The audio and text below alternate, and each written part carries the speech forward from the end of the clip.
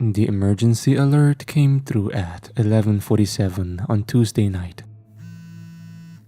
My phone vibrated so loudly against the bedside table that I woke up thinking someone was calling me. Instead, there was a notification covering half the screen. Public safety notice. Residents experiencing numbness, involuntary movement, disruptive sleep, or unusual repetitive behavior should remain indoors and await further guidance. Do not restrain affected limbs. I read it twice before taking a screenshot and sending it to the family group chat. Dad replied first. "What sort of warning is that?" Mom sent a laughing emoji a few seconds later. They were both downstairs watching TV, so I got out of bed and went to show them, even though they had obviously received the same alert. Dad was standing in the kitchen with his phone in one hand while Mom was sitting under a blanket at the end of the sofa. "Someone's hacked the emergency alert system," Dad said. "There'll be an apology by morning." "Why would it tell people not to restrain their limbs?" I asked. He looked down at the message again. "Maybe everyone's arms are about to revolt." Mom laughed and reached towards the packet of biscuits on the coffee table. "Mine already has." Dad told her not to encourage it. We joked about it for another minute, but there was nothing about the alert on the news. Online, people were posting screenshots and making the same sort of jokes. A few claimed it had only been sent to certain parts of the city, while others said it was probably meant for a hospital and had somehow gone out to the public by mistake. There were no sirens outside, no police cars, nothing that made it feel like an actual emergency. By 12:30, I had stopped thinking about it. When I woke up, I had 3 missed calls from my friend Danny and more than 20 unread messages. I didn't check them straight away because I could hear the news downstairs, much louder than usual. As I reached the bottom step, the presenter was saying that emergency services were investigating reports of a possible neurological condition. Mom and Dad were sitting together on the sofa, staring at the TV without speaking. A reporter stood outside a hospital surrounded by ambulances. She explained that hundreds of people had been admitted overnight after experiencing numbness, muscle spasms, and temporary loss of control in one or more limbs. Officials believed the condition usually began in a hand or arm before spreading to the rest of the body. Footage appeared beside her of a man being guided towards an ambulance by 2 paramedics. He looked frightened, but otherwise normal, until his right arm suddenly swung backwards and grabbed one of them by the face shield. The man immediately began apologizing. "That wasn't me," he kept saying. "I didn't do that." The footage cut away before the paramedic managed to free himself. The reporter went on to say that those affected remained conscious during these episodes. In more advanced cases, the condition could interfere with balance, speech, and voluntary movement, although officials stressed that the symptoms were temporary and that specialist teams were being sent to affected neighborhoods. "Guess it wasn't a prank," I said. Neither of my parents answered. Dad's right hand was resting on his knee, opening and closing in a steady rhythm. His fingers curled into a fist, relaxed, then curled again. It didn't look like a nervous habit. It was too even for that, almost as though the hand was testing how each finger worked. "Dad?" The movement stopped abruptly. He looked down and rubbed his palm against his jeans. "Pins and needles." Mom was holding a mug in one hand and stirring it with a teaspoon, but there was nothing inside it. The spoon scraped round and round against the ceramic, making a clinking, irritating sound. "There's nothing in your cup," I said, confused. She glanced down as though she had only just noticed. For a moment, the stirring stopped. Then her hand began moving again. "Mom?" "I know," she strained. The reporter warned viewers to avoid unnecessary travel. A second later, Mom repeated. Avoid unnecessary travel. She said it in the same rhythm as the reporter, only quieter. Dad turned towards her. Mom looked at him, and then they both turned towards me at exactly the same time. The movement was so sudden and so perfectly matched that I stepped backwards in surprise. What? Mom asked. Nothing. Dad's hand began opening and closing again. I asked whether either of them felt numb, but they both said no. They answered together, the word leaving their mouths at the same time. Dad laughed afterwards, but it sounded forced. It was all weirding me out, so I told them I was going upstairs to check my messages. Danny had sent me several videos. The first showed a woman sitting on her kitchen floor, while her left hand repeatedly reached for the front door. She had wrapped her other arm around the wrist and was using her whole body to drag it back. But each time she loosened her grip, the hand stretched towards the lock again. The person filming kept telling not to restrain it. The next video had already been removed by the time I tried to view it. The third showed a man sitting beside a laptop while his hand typed without him looking at the screen. He was crying and insisting that he wasn't controlling it. The hand had filled the page with the same 3 words. Let them in. Danny's final message said her brother had started doing it too. One hand had opened their back door while the other tried to pull it shut. I called her, but the call went straight to voicemail. The government website described it as a temporary neuromuscular condition. It said symptoms usually begin in a single limb and could later affect speech, balance, and movement. Those affected might experience brief periods in which they were unable to control part of their body, but loss of consciousness was uncommon. It also said that there was no evidence of person-to-person transmission. The social media posts were less reassuring. People claimed the episodes became longer as the condition progressed. At first, a hand might move for a few seconds. Later, an entire arm could act independently. After that, people began repeating words they had heard, speaking in unfamiliar tones, or walking somewhere without choosing to. Most of them remained aware throughout. Another account described it as a parasite, although no one seemed to know where that information had come from. According to the post, it entered the nervous system and spread slowly, using the body in short bursts while it learned how everything worked. The stronger it became, the longer those periods lasted. Eventually, the person underneath was only given control back for a few seconds at a time. It almost always began in the non-dominant hand. I'm right-handed.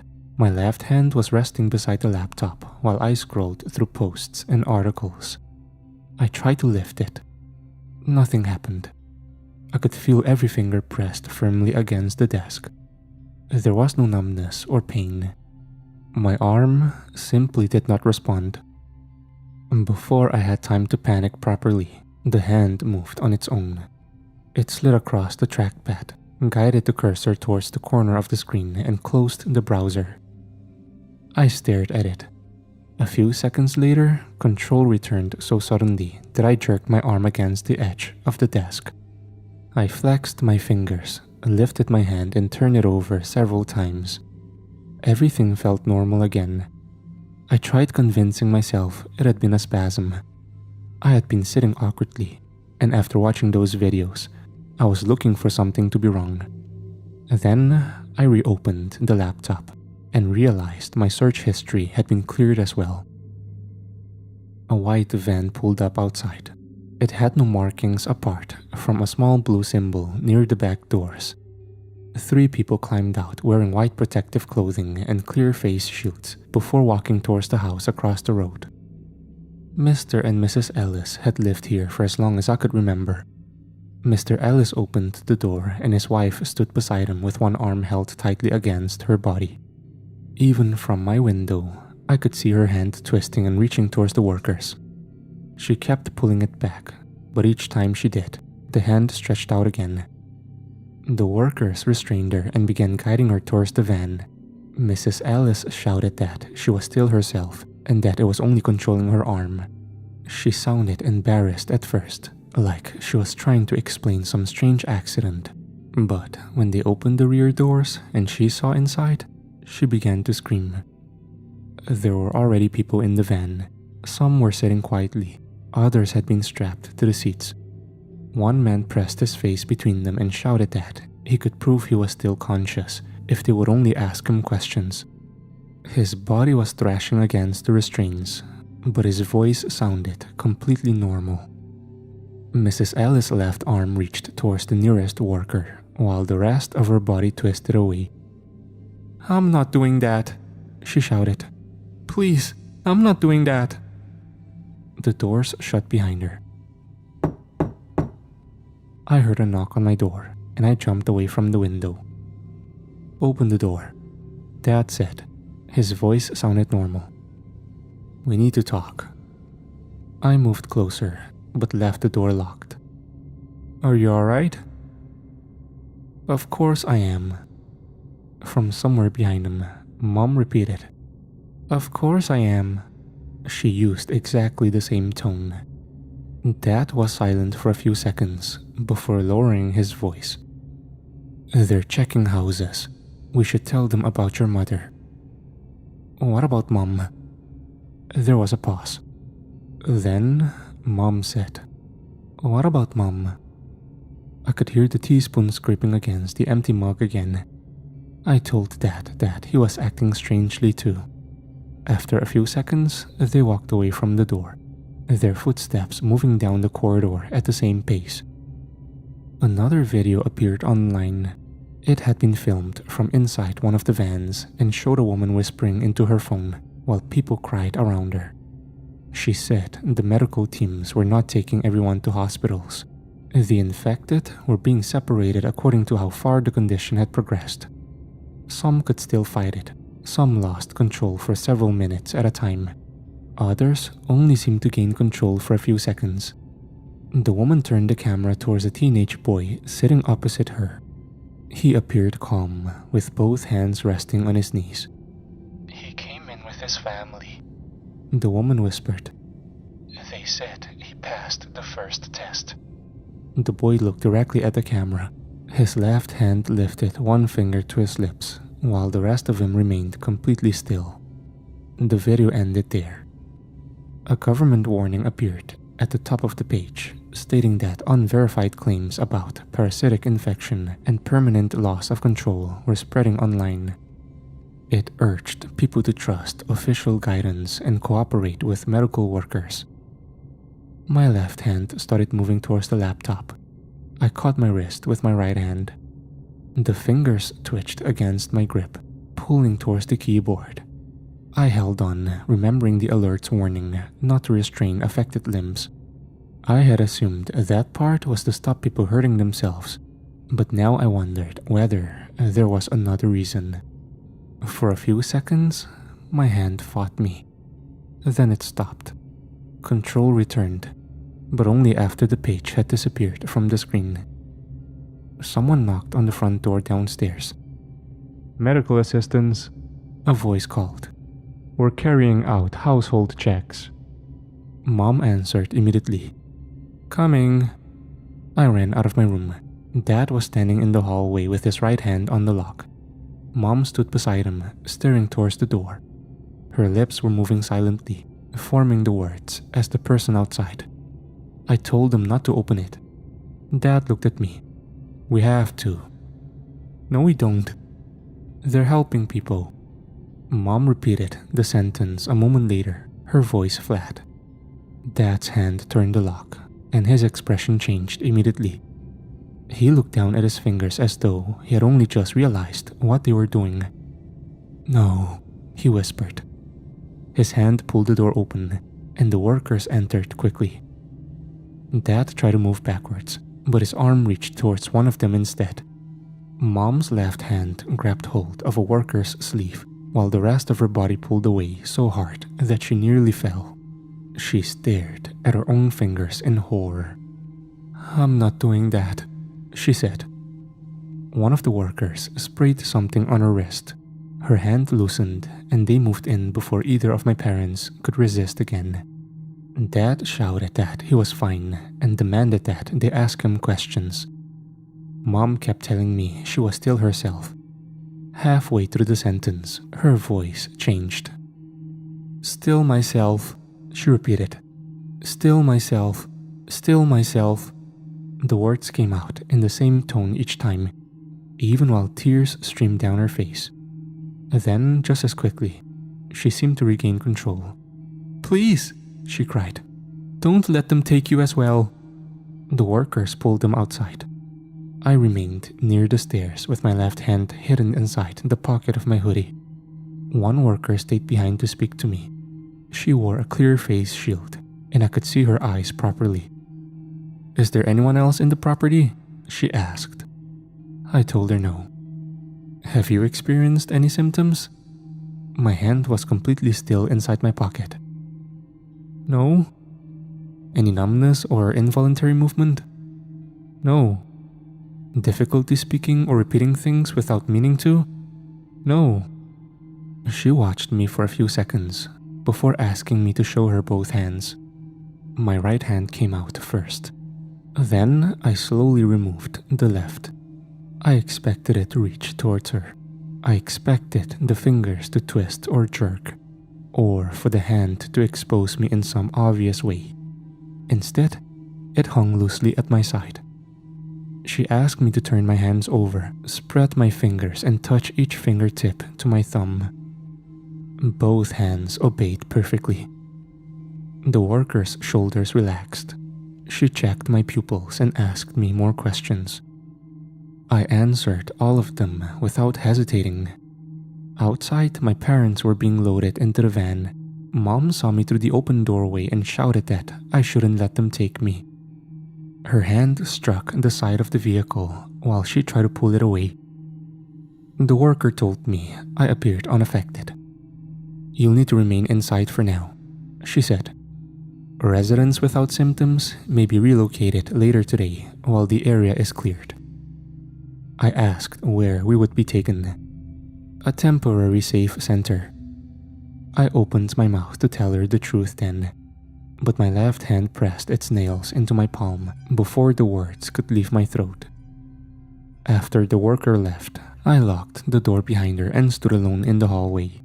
My left hand remained completely still, even after the van pulled away with my parents inside. That frightened me more than anything it had done before. A new alert appeared on my phone shortly afterwards. Evacuation notice. Residents without symptoms should prepare one small bag and wait for authorized transport. Do not leave your property until instructed. As soon as I read it, my hand took control. It pulled out my backpack and packed my charger, a clean shirt, and my toothbrush. When I saw the workers moving further down the street, it picked up my coat. By the time they returned for me, it had gone still again. They tested me again before letting me onto the bus. I walked in a straight line, followed a series of simple instructions, and held both hands out in front of me while they watched for movement. My body obeyed perfectly.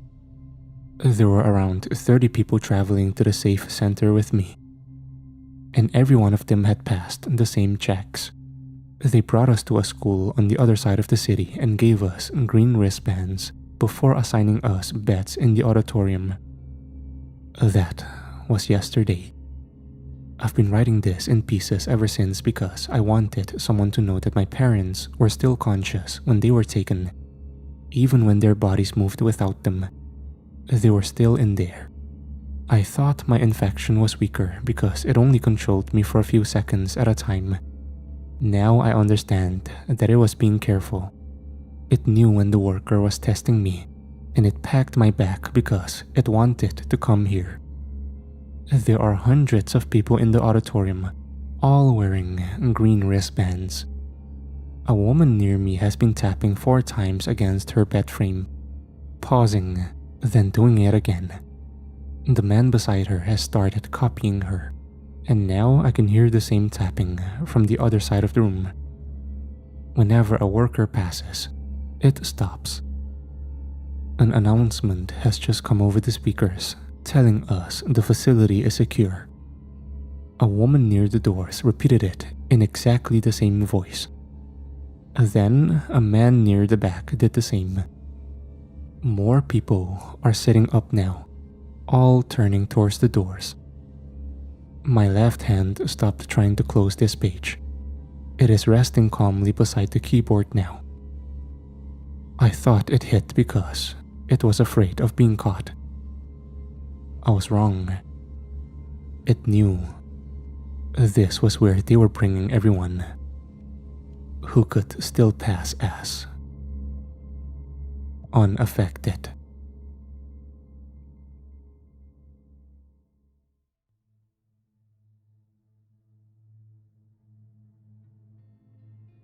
I was in 3rd grade, sitting in the cafeteria when I died for the first time. Deathly allergic to peanuts, surrounded by 9-year-olds, left barely supervised with a room full of lunch trays and chaos. You know how it goes. I don't remember eating it. I don't even remember what it tasted like. Just a sudden awful stillness. I couldn't breathe. I hit the floor. People were screaming. And then, nothing. It went silent in the room. My eyes were locked on the tiled ceiling, white, sterile, humming with flickering fluorescence. I couldn't look away, couldn't move, couldn't even blink.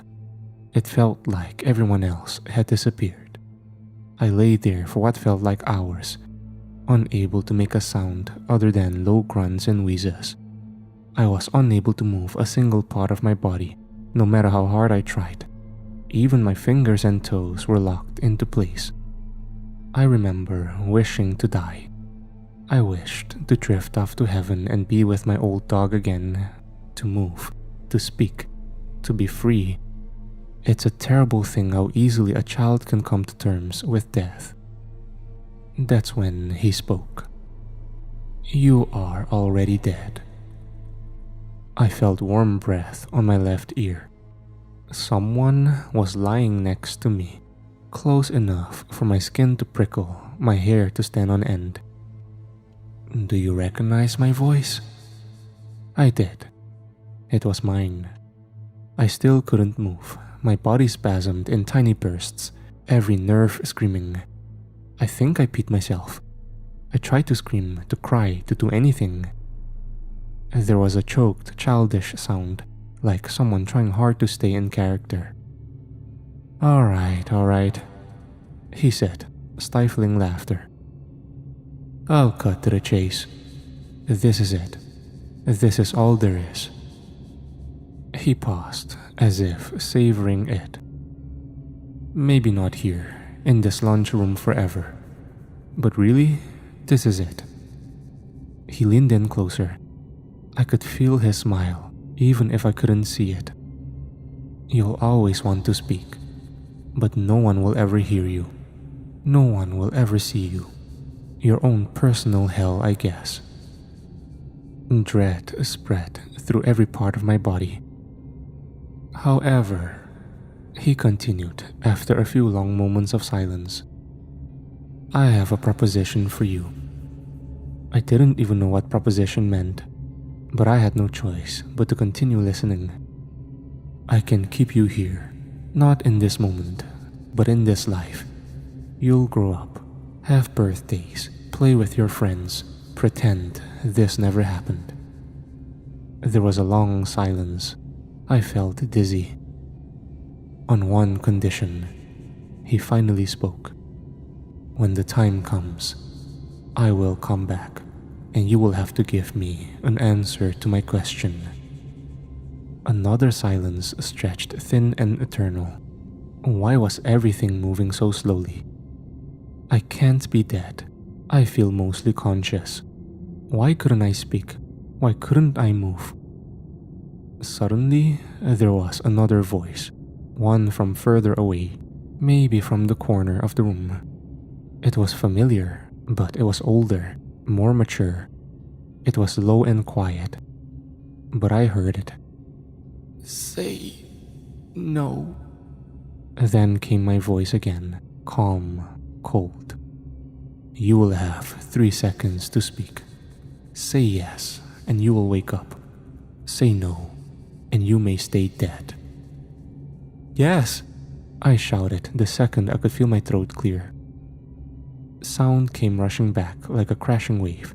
Chatter, trays clattering, footsteps echoing off tile.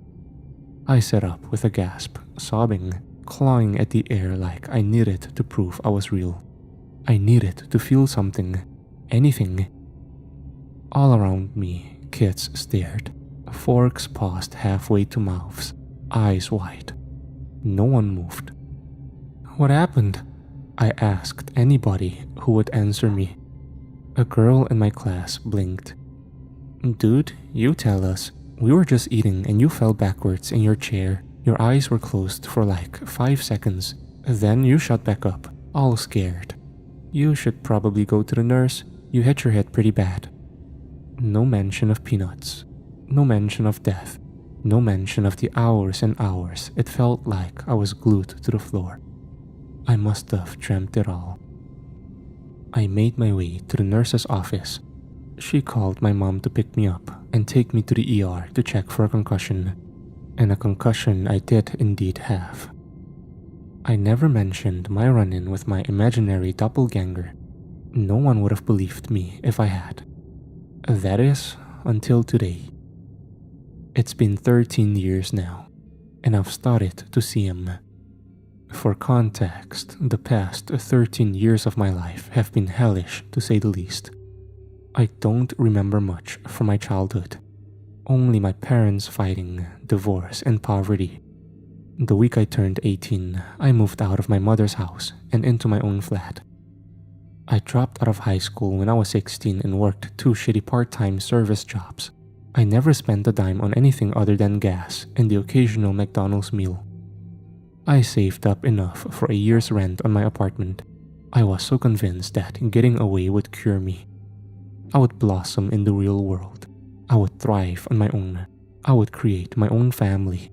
I would be happy. Every so-called real job I applied for turned me down. Every friendship or relationship cracked and fell apart before it even started. It all should have been a sign. I should have remembered what happened to me when I was 9. I should have carried that memory like a warning. But I didn't.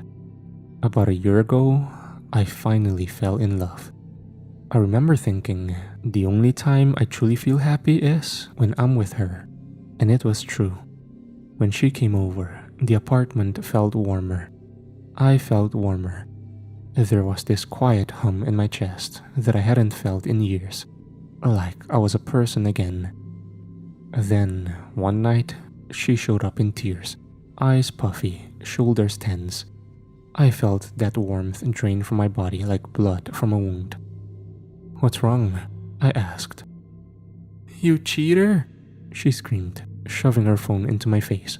On the screen was a video of me kissing another girl in a packed bar. I grabbed the phone with shaking hands. I've never even been to this bar. I've never seen that girl in my life. I love you. I pleaded, desperate. She didn't blink. Are you really going to stand there and tell me that isn't you? She snapped, jabbing a finger at the video playing on her screen. There I was, same face, same hair, same clothes, same stupid little scar on my chin. It was me. But I had no memory of this. None. No, I wouldn't let myself spiral. I refused to gaslight myself. I may have been a heavy drinker, but not a blackout cheater. This wasn't me. It couldn't be. That's not me, I said softly. She stared at me like she was looking at a stranger. Fuck you. That was the last thing she ever said to me. She left, slammed the door so hard the frame rattled. She never came back for her stuff. Not the spare hoodie in my closet, not her pajamas in the hamper, not even her toothbrush still drying quietly by the sink like it didn't know she was gone. I thought that was rock bottom. But it was only the beginning. After a few weeks of failing to pick myself up and get back to my life, I finally just got up and drove to my mom's. I didn't speak to her very often, to no fault of her own. I just didn't ever feel like talking to anyone. I felt like a burden on this world. My mom was happy to see me. She hugged me longer than usual and insisted I stay for a few nights. She made dinner every evening. We watched old movies, played cards like we used to. And for a brief moment, it felt like something close to peace. We had a beautiful, quiet little weekend together. The night before I planned to head back to my apartment, she turned to me on the couch and smiled. "I'm really glad we've started doing this every month," she said. "It's brought me so much peace." I blinked. That didn't make sense. This was the first time I'd visited her in over a year. Not because we were estranged. It was just hard, emotionally, financially, and I'd never brought anyone with me. Not once. My first instinct was worry. Maybe she was getting older. Maybe this was early dementia creeping in. "What do you mean, Mom? I haven't been here in a long time." I tried to keep my voice gentle. "But I think we should start doing this every month." She gave me a strange look. Half confusion, half concern. "What are you talking about?" she said slowly. "You were here just a few weeks ago with that blonde girl. You invited her for dinner. You even showed me the ring you said you were gonna propose with." She watched me closely now. There was no sarcasm in her voice, no trace of forgetfulness or confusion in her eyes. Just steady maternal concern. "Are you feeling okay?" she asked. And I didn't know what to say. "Oh, yeah, my bad," I said. I quickly got my stuff together and left. These coincidences have now been happening for 2 years. A Facebook account under my name filled with photos I've never taken, pictures of me smiling with strangers I don't recognize, at restaurants I've never been to, in cities I've never visited, captions written in my voice but using words I'd never use, inside jokes with people I've never met, birthday posts from people I don't know, calling me things I've never been called. And it's not just online. People at gas stations or grocery stores greet me like we've been friends for years. "Hey, good to see you again. How was the trip? You and that girl still together?" They smile like they know me, but I've never seen their faces before in my life. "When the time comes, I will come back, and you will have to give me an answer to my question." The sentence rang over and over again in my head. It felt like a dream, like words I'd never heard. Why was this sentence consuming my every thought? Why do they torment me? Why do they hurt? Those words scrambled my mind for months. Months where I barely left my apartment, barely spoke to a single soul. Just me lying in bed, begging for death with a dry mouth and an empty stomach. I stopped eating, stopped drinking. When I did go outside, I wouldn't look before crossing the road, hoping deep down that something would end it for me. But I never died. Every time I caved, I ran from the oncoming headlights. I took a sip of water when my vision blurred. I forced down food when my chest started to tighten. It was like I was trapped in a body that refused to quit, a corpse pretending to live. I was dragging a dead soul through each day, and I couldn't stop myself. That's when I came to the decision I'd have to just get it out of the way. I went on a short walk around my neighborhood the night I was going to do it. The night I was going to end it all, once and for all. I touched the trees and breathed in the cold night air, felt rain on my skin. I walked back to my apartment in a daze. Every step felt wrong, like the air itself was pushing back against me. Something deep inside me was screaming, "Do not open your door. Do not open your door. Do not open your door." So I didn't. I stood there, frozen in the hallway, key trembling in my hand. And then the door opened on its own. But not by chance. Someone was already inside. There I was standing in the doorway. Same face, same clothes, same expression I thought I was wearing. It was me, staring out at me from inside my apartment while I stood helplessly outside. Soft jazz music played from inside. It smelled like steak and red wine, like money, like luxury, everything I'd never had. The other me looked directly into my eyes with a smile spread across his face. I waited for him to speak, as he waited for me too. I finally caved. "You," was all I got before he cut me off suddenly. "I told you I'd come back for you, buddy," he said through a grin. "Are you ready to answer my question?" I was speechless. What was I supposed to say? How was I supposed to process this? I had just come to terms with death. Why must I come to terms with anything else? I stood there, stunned, every part of me locking up. My throat tightened. Words died in my mouth. I couldn't speak. I couldn't move. The jazz music faded out, swallowed by the silence like it had never existed. Only this time, in the stillness, I could see him, clear as day. "Let me repeat myself," he said. "Are you ready to answer my question?"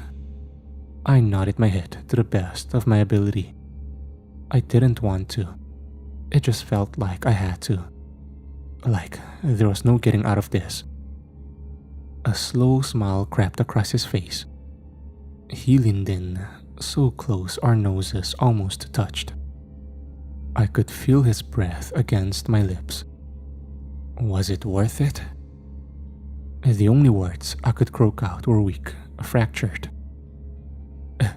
At least, I lived." He paused like he was genuinely considering it. Then suddenly, he burst into laughter. Loud, wild, unhinged. It went on for far too long, long enough to make the moments feel absurd. Almost awkward. When he finally stopped, he stared into me with eyes that didn't feel like mine anymore. "I lived," he said, voice flat now. "You survived." Then he winked, a cruel, almost affectionate gesture, and without hesitation, he wrapped his hands around my throat. I didn't fight it. I didn't scream. I just let go. Let the breath leave my lungs. Let the world fade out. The life drained from my body, soaking silently into the carpet below. When my eyes opened again, I was back in the cafeteria. Same linoleum floor, same buzzing lights. Curled up on the floor, I watched my 9-year-old body convulsing on the tile. I tried to scream, tried to move, but all I could manage was a whisper. "Say no." It's all I ever managed to say. And still, without fail, the boy on the floor always says yes. Always. I've gone through this a few times now. Sometimes I think I've made it further. Sometimes I think maybe this is the time I break the cycle. But it always catches up to me. Right now I'm writing this from inside my mom's house. It's warm, safe, smells like garlic bread and laundry detergent.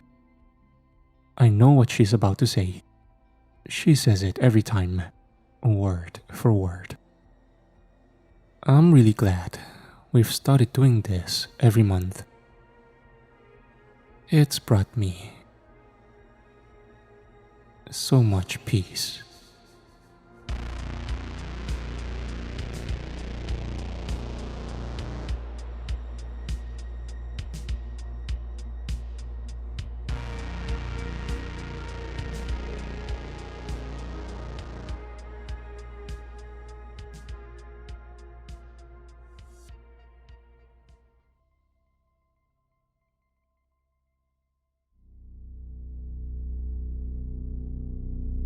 I came home a year ago. Alex didn't. He was my best friend, the only one I could share everything with. Now I have no one but you, strangers on the internet. Sometimes it feels like I didn't return from that place either. At least, not as myself. A part of me, perhaps my desire to live, stayed behind. I guess you could say I'm depressed. It isn't until now I feel ready to tell anyone about what happened to us. We went through something so unfathomable that it's difficult for me to put into words. But I'll do my best. Back when it happened, almost 2 years ago, my best friend and I were both studying anthropology in France, and we were both avid cave explorers. During summer break, we had explored the most famous cave systems in France and studied all of the well-known cave paintings and remains from the Neolithic era. We both lived for this, so it was a no-brainer for us to spend our summer break doing the same kind of thing as we did at university. We had followed established guidelines, but the last week before we returned to our university town, we decided to explore Rigordon in search of caves that hadn't been yet discovered. This was a bit irresponsible since none of us were experienced enough for such an undertaking. But we were both thrill seekers, and even though we didn't believe we would find anything, the search itself was exciting enough for us to keep going. However, we did find something. It was Alex who saw it first. He yelled at me from where he was doing his business. "Hey Lester, come check this out." "What is it? You want me to see you pee?" I laughed at the thought of it. "No man, I think I found something." I got up from the rock I was sitting on and walked over to him. "So, what did you find?" Look at that boulder next to the cliff. Do you see it?" I did see it. There was a small entrance behind it. "No way," I said, but then I collected myself so I wouldn't get too excited. "Do you think it's possible? I mean, do you think it might lead to a larger cave?" "I don't know," Alex said. "There's only one way to find out, right?" "I guess," I said, feeling my heart rate increase. It could be nothing. I find it hard to believe that no one would have discovered a cave system in this area. We aren't that far from the main road. "It's so small," Alex said. "It's easy to imagine it could have been missed.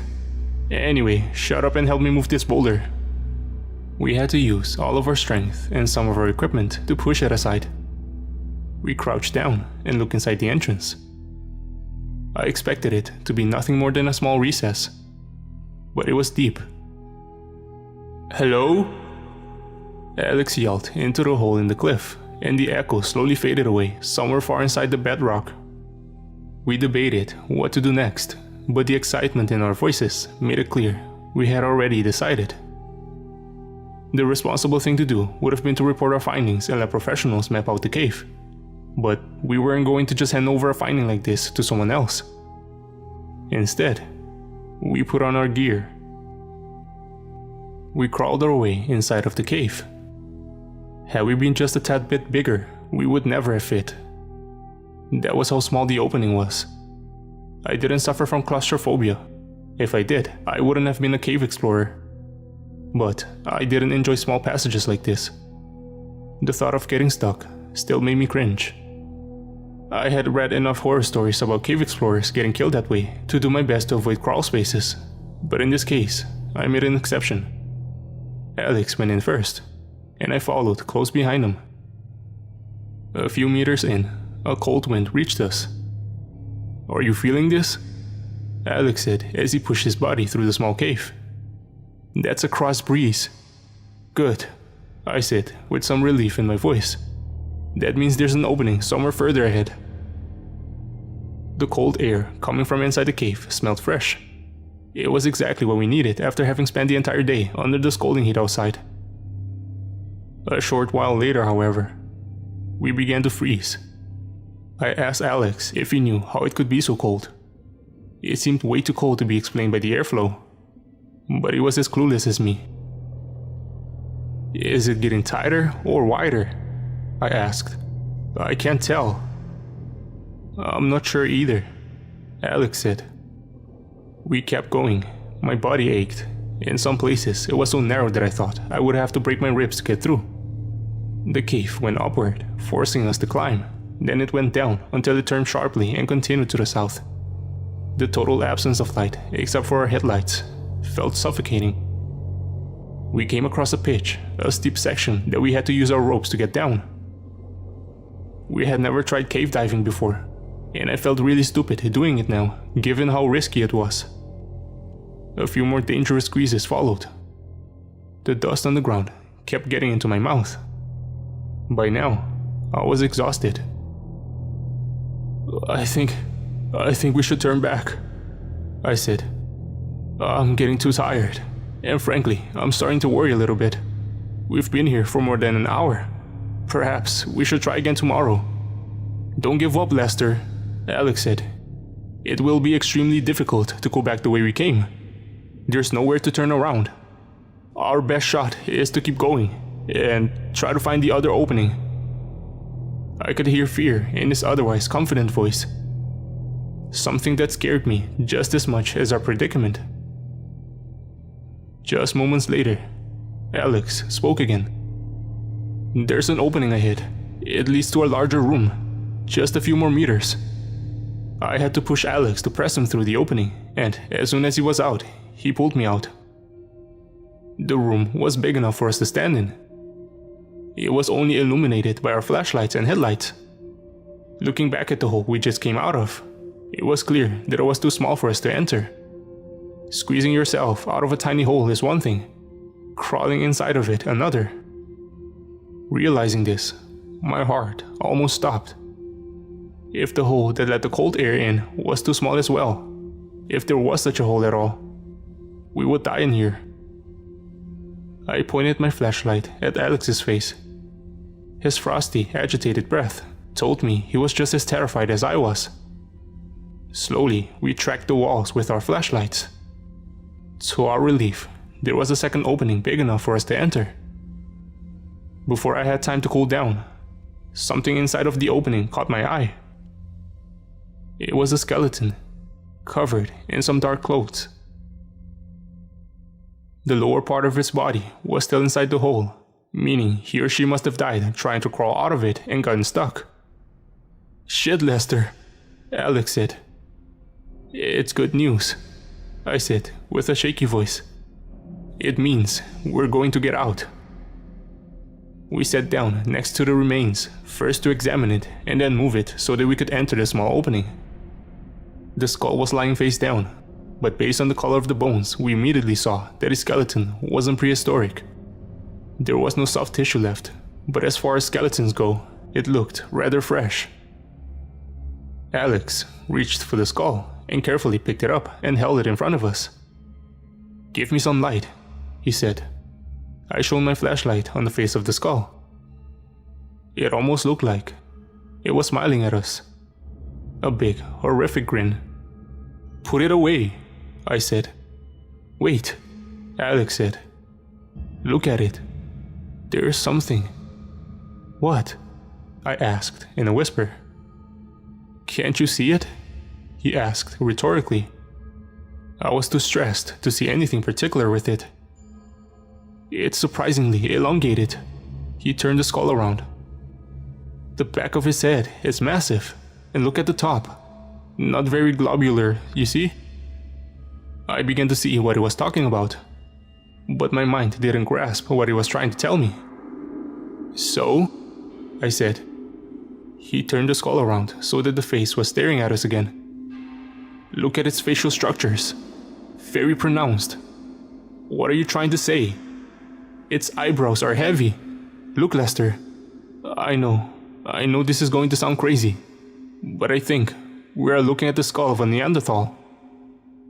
That is crazy, I said, although I could clearly see the similarities from the skulls we had been studying in class.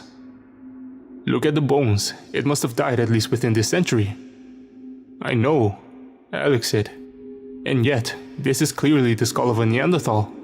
I know Neanderthal DNA in humans can affect the shape of the skull, but this is something else. Do you think the environment in the cave could have helped preserve the bones this well? I don't know. That would be pretty crazy as well, but I can't think of any explanation right now that wouldn't be completely bonkers. With a mixture of fear, confusion, and excitement, we decided to carefully move the remains away from the opening and leave the cave so that we could report our findings to the university. This passage was larger, and we could make our way through it with ease. The worry disappeared from our voices as we crawled, and the excitement over what we had found took over. We did fear what the faculty would say about our amateurish expedition, but surely our discovery would compensate for our foolishness to some degree.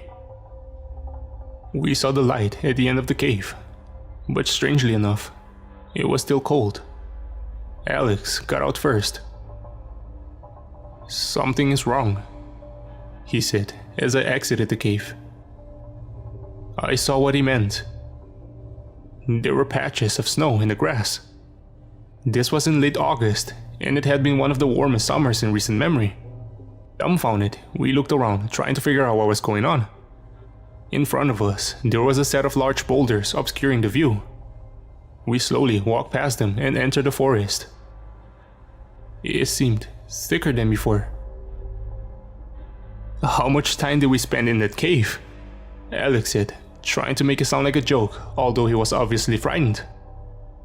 "It's winter, or it's early spring at least." I looked up at the sun, filtered behind a cover of clouds. "The sun is where it's supposed to be," I said. "Whatever is going on, this is the same day." I reached for my phone.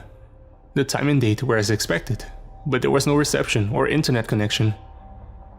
We tried to walk around the cliff we had come out of in an attempt to find our camp, but on the other side, there was nothing to be found. The disorientation I felt trying to comprehend what was happening almost gave me a panic attack. But there wasn't any time to panic. A gunshot echoed through the forest. 2 more followed. We decided to walk towards the sound in the hopes to find someone to talk to. However, we moved slowly so that we would see them before they saw us. We came to a small hill. Sounds of voices came from the other side of it, but we couldn't hear what they were saying. We climbed up on the hill, laid down on top of it, and peeked down. On the ground beneath us, there was a large dead animal covered in thick fur. "That's..." Alex began. "That's a mammoth," I continued. A group of people holding rifles stood around the dead animal. 4 of them were smoking, as far as I could see. They were covered in black cloths, similar to the one we had found in the cave, and they all had hoods on them, which made it difficult to see their faces. They didn't speak any language we had ever heard before. It reminded us of a Khoisan language, but instead of the clicking sounds normal for those languages, it sounded like knocking sounds coming from the bottom of their throats. Both Alex and I had the same impossible thought, that they belonged to the same species as the individual we had found in the cave. One of them blew a whistle. It didn't make any sound that we could hear. But a minute later, 4 large animals came out of the woods. "What are those?" I whispered. They were big as grizzly bears, but had wolf-like faces. Some of them began barking. I think they're dogs," Alex said. "Have you ever seen a dog like that before?" I said. "Look around you, Lester." Alex paused, as to think of the best way to explain it to my frantic mind. "Don't you get it? I know it's fucking insane, but just consider what all of this is pointing to. Those people aren't humans, man." "What are you on about?" I said, trying to deny his conclusion to the bitter end. "Are you really saying they had half a language? And going by the way they're moving their hands, parts of it are sign language." Alex was way ahead of me already. "Are you suggesting we have traveled back to the Neolithic age?" No, they have guns. As you said, this is the same day. It's just not the same Earth. I don't think Homo sapiens led them to extinction here. This is incredibly fascinating, Lester. I can't believe it. It feels like I'm dreaming. But you're seeing the same thing, right? I mean, I'm not lying in that cave, slowly dying from carbon monoxide poisoning, am I? No, I'm seeing it too, I said. Well, look at them. They domesticated the dog, but they bred them into something different than we did. And look, they didn't exterminate the megafauna. That points to a smaller population like we always suspected. I still didn't know what to think, but I began to entertain the idea. It could explain the weather as well, I said, while I watched how one of the presumed Neanderthals patted one of the huge dogs. A smaller population of hominoids during 40,000 years would have meant a much smaller amount of carbon dioxide in the atmosphere, and... something growled behind us, and then it barked. Our blood ran cold. I looked behind us. One of the large hounds had found us. Lester? Alex whispered as our eyes met. The beast charged at us. We had no choice but to run down the hill or right into the arms of the cloaked men. They gathered around us, pointing their rifles at us. They were huge, much larger than a typical man, or rather, human. Their knocking sounds, coming from deep inside their throats, was mixed in with the deep sounds that didn't resemble any language I had ever heard. From what I could tell by their hand movements and agitation in their voices, they seemed just as distressed as Alex and I. Their faces were shadowed by their hoods, but I could still see they had the typical Neanderthal facial structures. My thoughts, still having trouble accepting what was happening, was in a disarray. What will they do? I heard myself ask. As soon as I opened my mouth, one of the Neanderthals yelled something at us. Halufska! We both interpreted as something similar to hands up, and fell on our knees and raised our hands. It all depends what happened to Homo sapiens in this world, Alex whispered. If they see our species as mortal enemies, we might be doomed. But if we died out thousands of years ago, they'll probably want to keep us alive.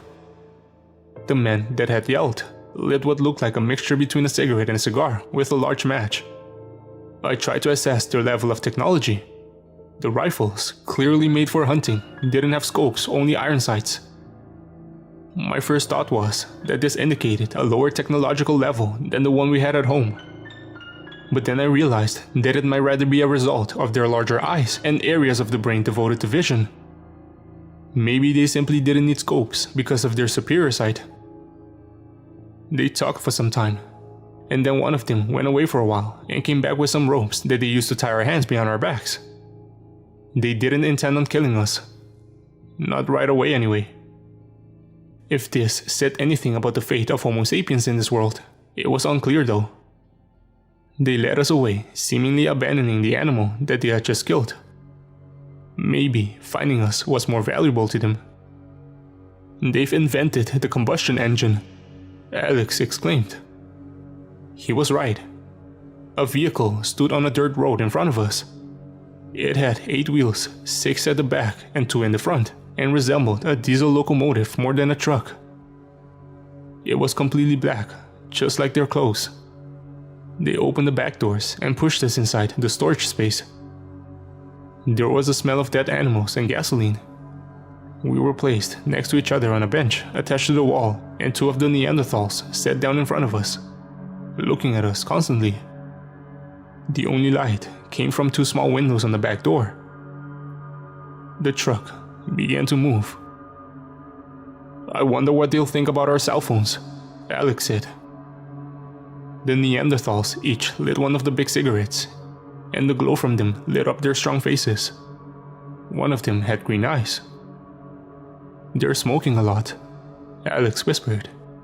Research shows that Neanderthal DNA may account for nicotine addiction. Yes, I said. And depression. You think they're depressed? Alex smiled, but the fear in his eyes didn't go away.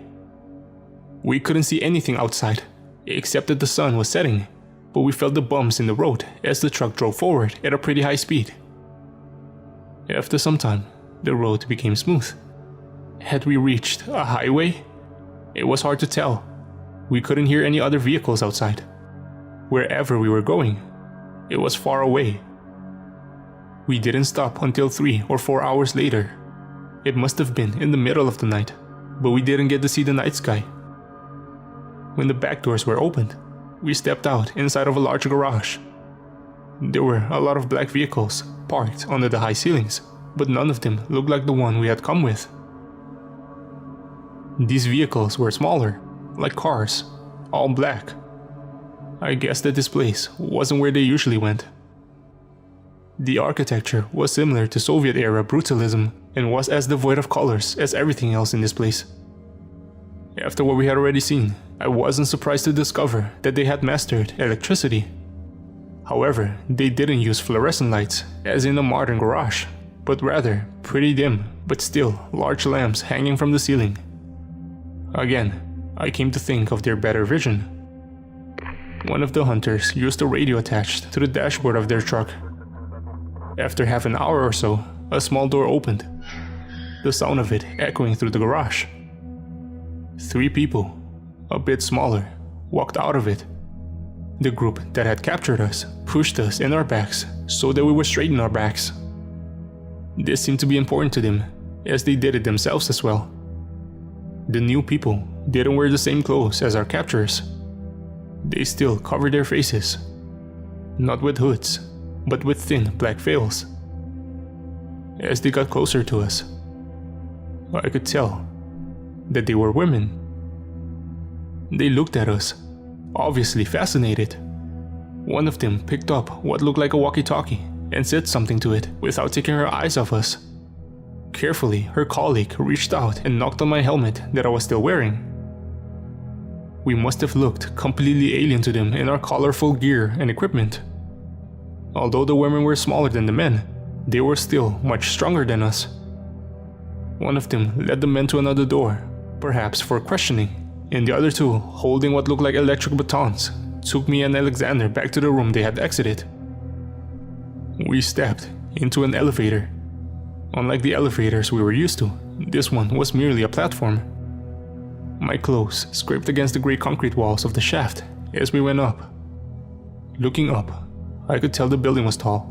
One of the women controlled the elevator with a lever rather than just pressing a button. It was all clunky and cumbersome, but remarkably effective. They took us to a small room similar to an interrogation room and had us sit down on 2 large chairs. A commotion took place outside of the room.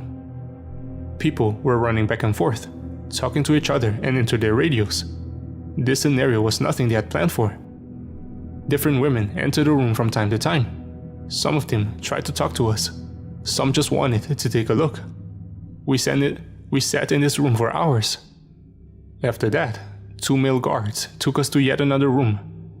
It looked like a locker room that had been cleared out for our sake. They seized our belongings. Alex took his helmet off and gave it to the woman who had knocked on it, and then he carefully turned on the headlight to show her how it worked. They didn't seem too surprised by it. Most likely, they had similar devices.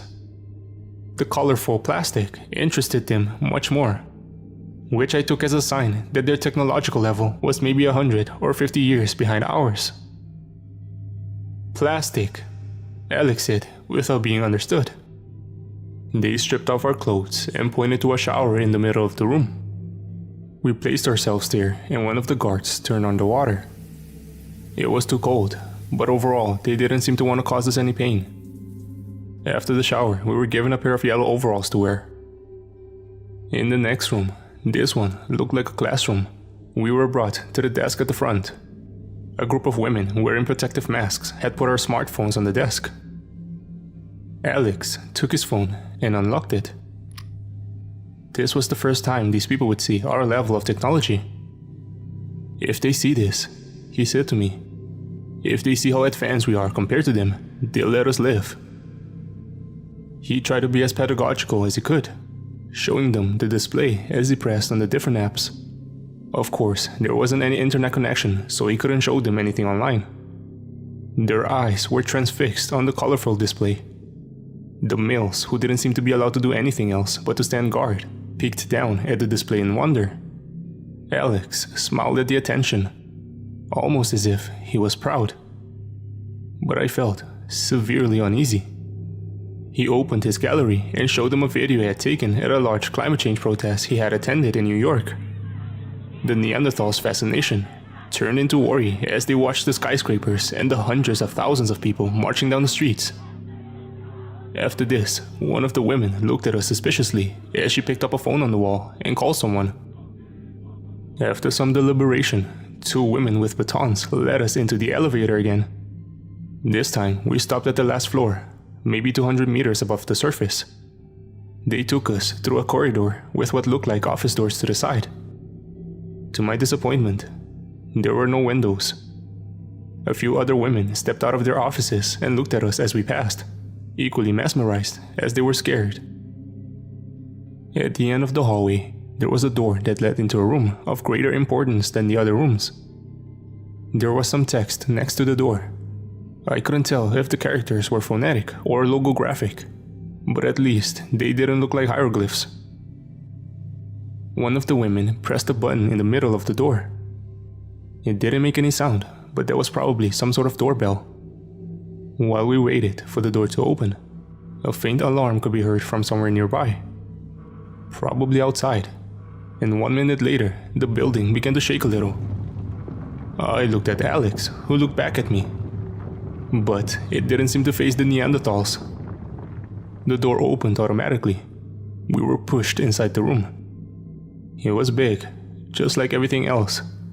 A black carpet, the skin of some animal, covered the floor, and a heavy desk stood in front of us. Behind it, another woman was sitting. Unlike the others, she didn't cover her face. Her hair was red, and her eyes were blue. She wore something similar to a jumpsuit. Not black, but light gray.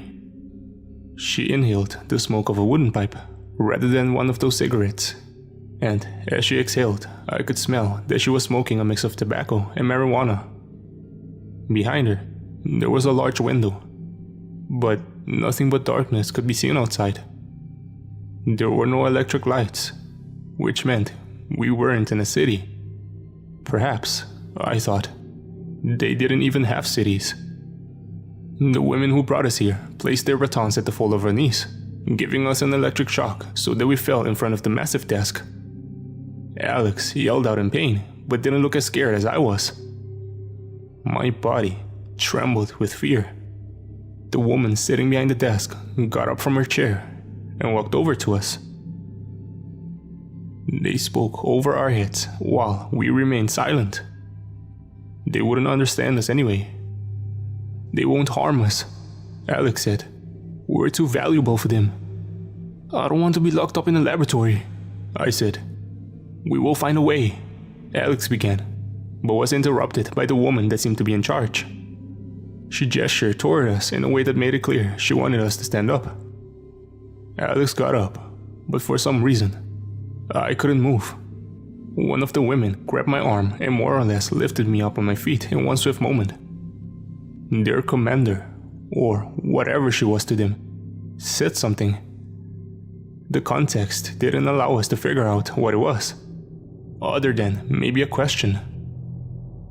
She led us to one of the halls between 2 bookshelves filled with what looked like screw-bound books. There was a world map. At first glance, it didn't look like Earth. Alex took a hesitant step forward, and when the woman didn't seem to mind, I did too. "I don't get it," I said, way too stressed to think clearly. The woman said something to us again, but this time it sounded more like a command. She probably wanted to know where we came from. Alex put his finger on the map. "This is Africa," he said. It wasn't until he said that I saw it. The map had a completely different orientation. Firstly, it was a south-up map, meaning upside down from our perspective. Secondly, it was a little bit off-center, putting Central Europe right in the middle. And thirdly, the sizes of the landmasses were displayed a bit differently. Since we couldn't explain where we came from, Alex tried to give the woman the location of our species' origin instead. By the look of her face, she didn't seem to believe us. Still, she let us study the map while she studied us. "Look," Alex said. "There are no borders. They don't have countries," I said. "But what about these pictograms?" Small black skulls displayed from the side was spread all over the map. Dotted circles of different sizes surrounded them. "Are they some kind of dead zones?" "You're anthropomorphizing. I don't think they symbolize death here, but rather themselves. Maybe they're cities or some kind of city-states. And look there." He pointed at what would have been Russia in our world. "Those skulls are red. And, wow, they're different, you see?" "What does it mean?" "Are you suggesting?" I asked. "Denisovans. It makes sense if you think about it. With a smaller population, the Neanderthals never drove the other hominid species to extinction. This is unreal." Alex's fascination overshadowed all of his fear. "Look, there's a red line going alongside the Ural Mountains, and behind it, the Denisovans live. All the way to Australia," I said. "But look here," Alex said without listening to me. He placed his finger at Indonesia. "This blue region, the skulls there are different too. Can you see it?" "Homo floresiensis," I whispered. "You bet. The black skulls, the Neanderthals, dominated Europe, Africa, and most of the New World, while the Denisovans seem to rule Asia, together with a small area dominated by Homo floresiensis. The ice caps were, as expected, larger than in our world, but it didn't seem to prevent the Neanderthals from living close to the North Pole. They even had cities in Greenland, although their total amount of cities was smaller than the amount in most countries in our world." The woman, watching us carefully while we inspected the map, took a puff of her pipe and blew the smoke in our faces. Then she returned to her desk and picked up what looked like a mouthpiece and made a call with the device it was connected to. She spoke aggressively to the person at the other end of the call. The alarm from outside that we had heard earlier, sounding like a mechanical Swedish cow horn, came back again.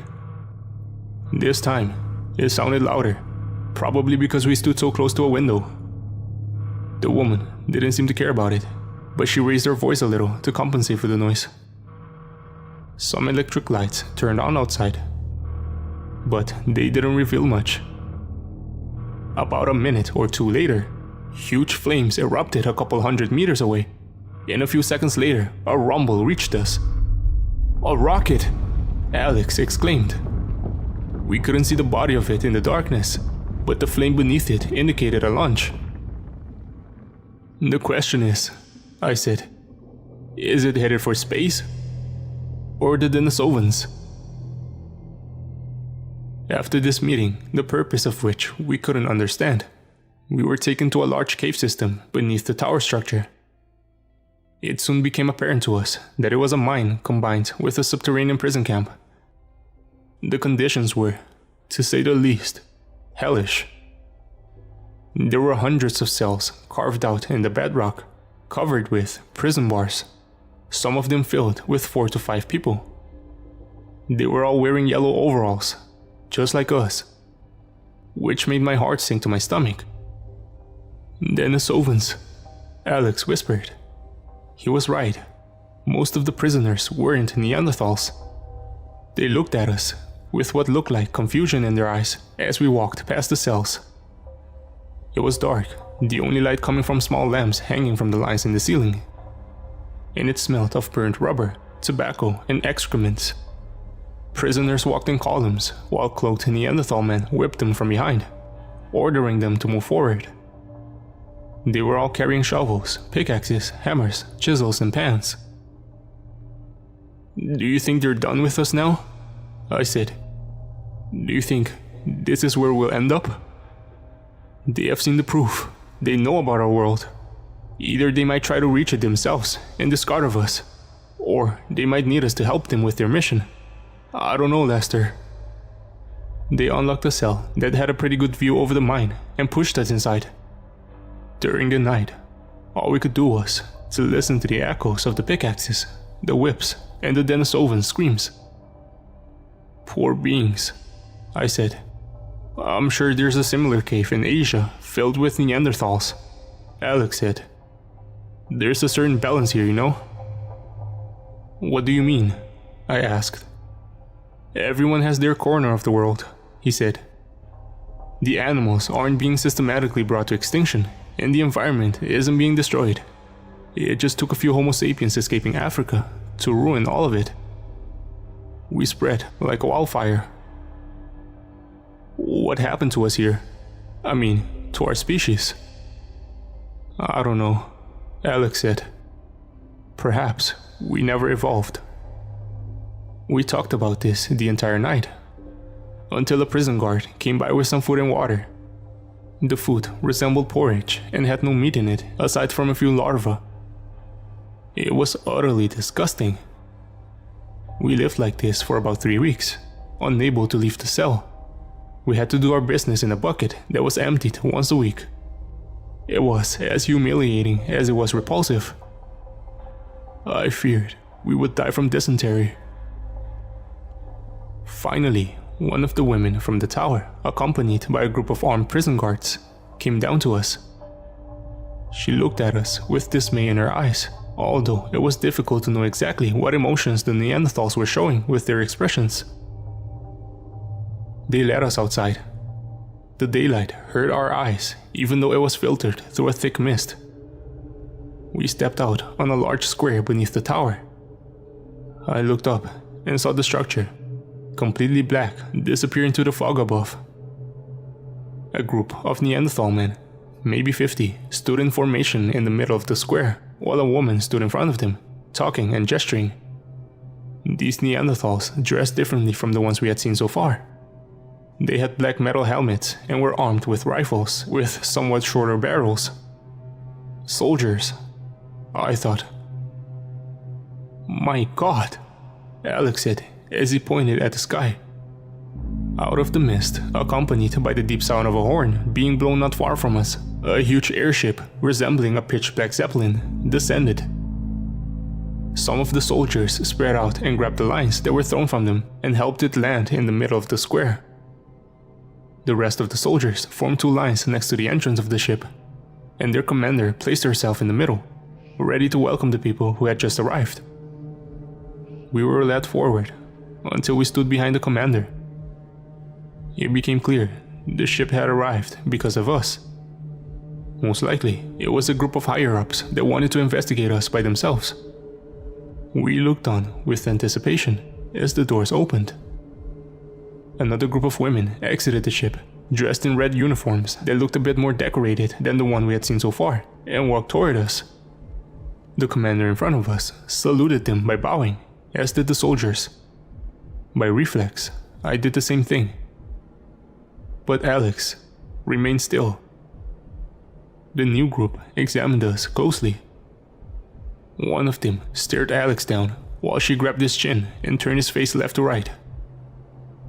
I was scared out of my mind. I couldn't imagine a way out of this. A group of soldiers came out of the airship, joining the others. It was clear that our arrival was considered a high priority, that the security at the site was being enforced. Another black vehicle, this time the size of a bus, drove up to us from an arched opening at the other side of the square. We were forced to enter it, together with the women and 5 soldiers. This time, we could see out the windows. They didn't drive us very far, just to another location on the site. The large dark buildings, including the tower, felt desolated and dismal. Further away, we could see another rocket being moved to the launch pad. Looks like a V2, Alex whispered. Probably a missile. I wonder what the payload is, I said. It's probably not made for mass destruction, Alex said. There aren't any large populations here. Think about it for a second. They've probably never encountered an army of more than 10,000 soldiers. Maybe not even that. They never had their battle of the Somme. Look at their weapons. They aren't automatic. I don't think they've ever had a reason to massacre thousands upon thousands of enemy forces with machine guns, you know? The bus stopped on a metal platform, patrolled by one of the prison guards that descended into the ground. It took us to an underground road, as broad as a highway that was illuminated by dim green lights in the ceiling. The bus drove over a bridge. Tons of water flowed down from above on both sides. The roar of the waterfall was deafening, and the mist rising from underneath engulfed the vehicle. "It's amazing how much they've built," Alex said. "Using slaves, you can accomplish anything," I said sarcastically. The bus stopped on the other side of the bridge. First, I didn't understand why, since we were still in the middle of the road. But then I noticed the small door to our right side. One of the women got up and pointed at Alex. A confusion came upon his face. A soldier stood up and grabbed his arm, saying something to him we couldn't understand. "Wait, where are you taking him?" I asked naively as they took him off the bus. "Alex! Alex!" "It's okay," Alex yelled. "They won't harm us. We're too valuable. You know where I'm being held. Find me." He was halfway out when he finished his sentence. I put my hands on the window as I watched him enter the room with him. "Alex!" I yelled, and then I whispered to myself, "Oh shit, oh shit, oh shit." I did my best to memorize everything I saw, and in what order I saw it, so I could find my way back to that door. Further down the road, a group of Denisovan slaves had to step aside to let the bus pass. Their faces were covered with soot and sweat. 10 minutes later, the bus entered a smaller road, blocked by a road boom barrier that opened after one of the soldiers stepped outside and pulled the lever. The road ahead was a downward spiral that led to what looked like the garage from earlier, except this one was guarded by soldiers. Why had I been taken to such a secure location when Alex was taken to a small anonymous room? I couldn't figure it out. But my gut told me it wasn't a good sign. After going down a few floors with an elevator, I was brought to what looked like a scientific facility. The walls were white here, rather than the typical gray, and a lot of the personnel wore red protective masks. They placed me in a small chamber, dressed me down completely, and washed my malnourished body with a large hose. The cold water made my body shudder and numb. When they were done, they set me down on top of an examining table in another room. My teeth chattered against each other. I felt hopeless and began to cry. The last time I cried was when my girlfriend broke up with me in 7th grade. The Neanderthals took a step back when they saw me bawl my eyes out. One of the researchers took a cotton swab and collected some of my tears. They checked all the basics: my reflexes, my heart, my ears, my eyes, and, embarrassingly enough, my genitals. Aside from the last part, it wasn't much different from a checkup at the doctor's office. The officers consulted with the researchers for a few minutes, and then I was taken to yet another room. It was completely circular. It didn't have prison bars, just a large window made out of enforced glass, but it was clearly a cell. It only contained a bunk bed and a big stool that I soon figured out was a toilet. Luckily, I was able to flush it. As soon as I entered the room, the door was locked behind me. I stepped up to the window.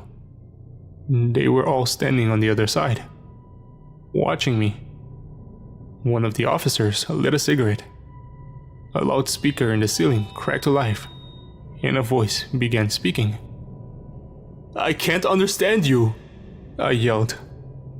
Of course, they knew that. Most likely, they were only testing the system. I had studied the remains of their species for years, always imagining them in a Neolithic context as troglodytes wielding spears. Now, as they looked down on my naked body, dressed in their fancy uniforms, the tables had turned. Here, I was the prehistoric caveman, reappearing from a long-forgotten past.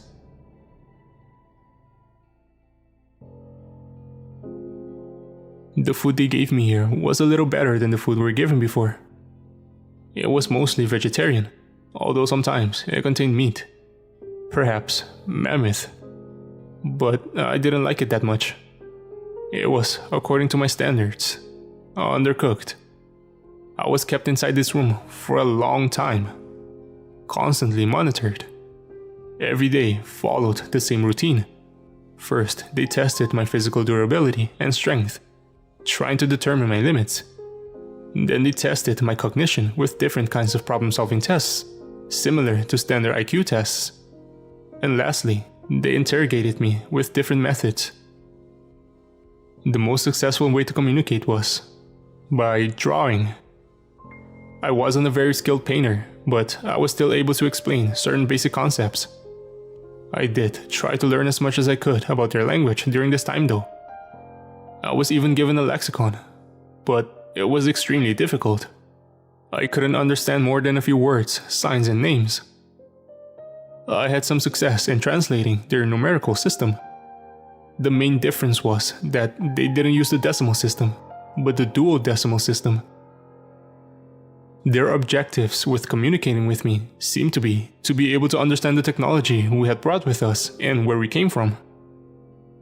They always gave me our phones, both mine and Alex's, and instructed me to explain. Their batteries had died, which they seemed to understand, but they didn't believe me when I claimed to be ignorant about how to charge them up again. I did, however, draw communication satellites orbiting a globe. And although that was beyond their current level of technology, the idea didn't seem completely alien to them. If anything, they seemed rather impressed by it, as if they had just begun to think about such things themselves. As to my place of origin, I deliberately lied to keep them from blocking the passage for me in case I would be able to escape later on. Interestingly enough, they never resorted to torture. They appeared to care a lot about my health, even though I was still losing weight at an alarming rate. One day, during one of the interrogations, they showed me black and white photographs of fossils. On one of them, there was a skull. It had belonged to an anatomically modern Homo sapien. The interrogator put a world map on the table and pointed to an area in East Africa.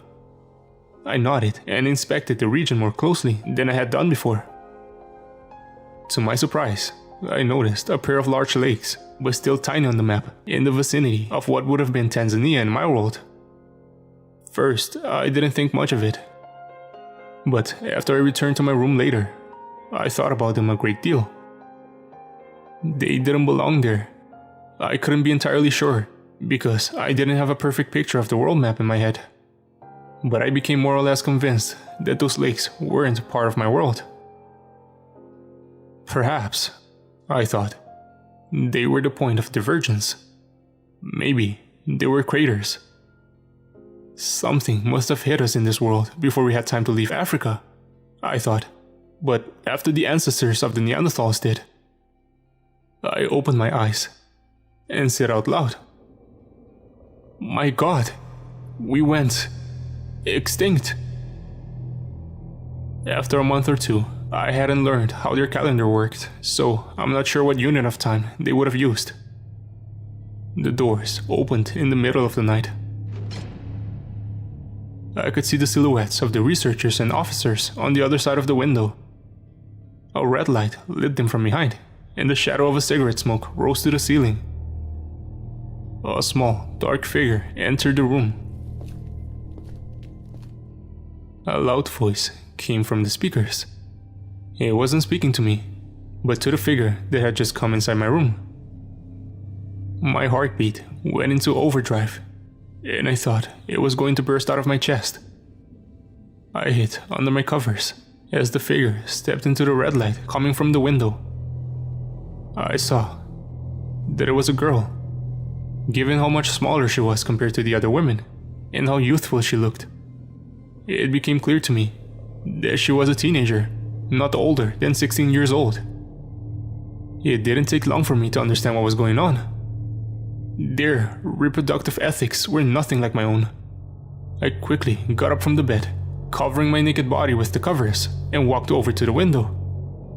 "You can't do this," I yelled, banging on the glass with both of my hands. "Get her out of here, please." It was hopeless. I tried to open the door, but it was locked as usual. The girl hid away in a corner when she saw me, and I hid away at the other end of the room. The speaker kept talking, and after a few minutes, the Neanderthal girl tried to approach me. She slowly walked toward me, but as soon as she came too close, I quickly ran to the other side of the room. Was she forced somehow? Perhaps they threatened her family? Or had she volunteered out of honor? It didn't matter. I was being forced. They had tested my abilities, compared my hereditary potential to their own, and decided to mix their species with mine to create a superior being. Perhaps to finally outcompete the Denisovans. "You don't understand," I yelled. "It's a mistake. You're dooming yourself into oblivion." I didn't know how to explain it so that they could understand. I kept running away from the girl as soon as she came close. In the morning, when the lights turned on, I could see her more properly. She was wearing thin fabrics, revealing her naked body underneath, and her hair was black. She looked sad, but there were no tears in her big eyes. Her rapid breathing made it clear to me that she was just as afraid as I was, if not more. They didn't feed me, nor the girl this day.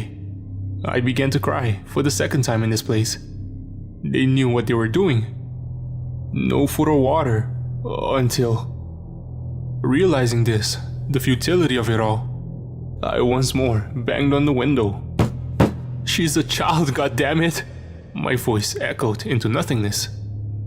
The Neanderthal commander lit a cigarette. According to these people, I had to assume it didn't matter how young the girl was, as long as she was fertile. I refused.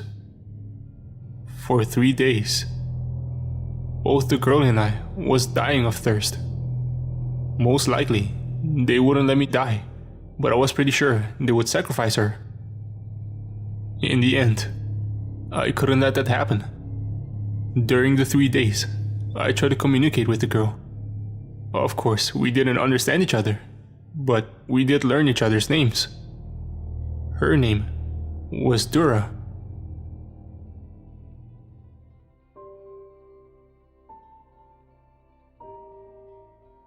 I cried for the third time during the act.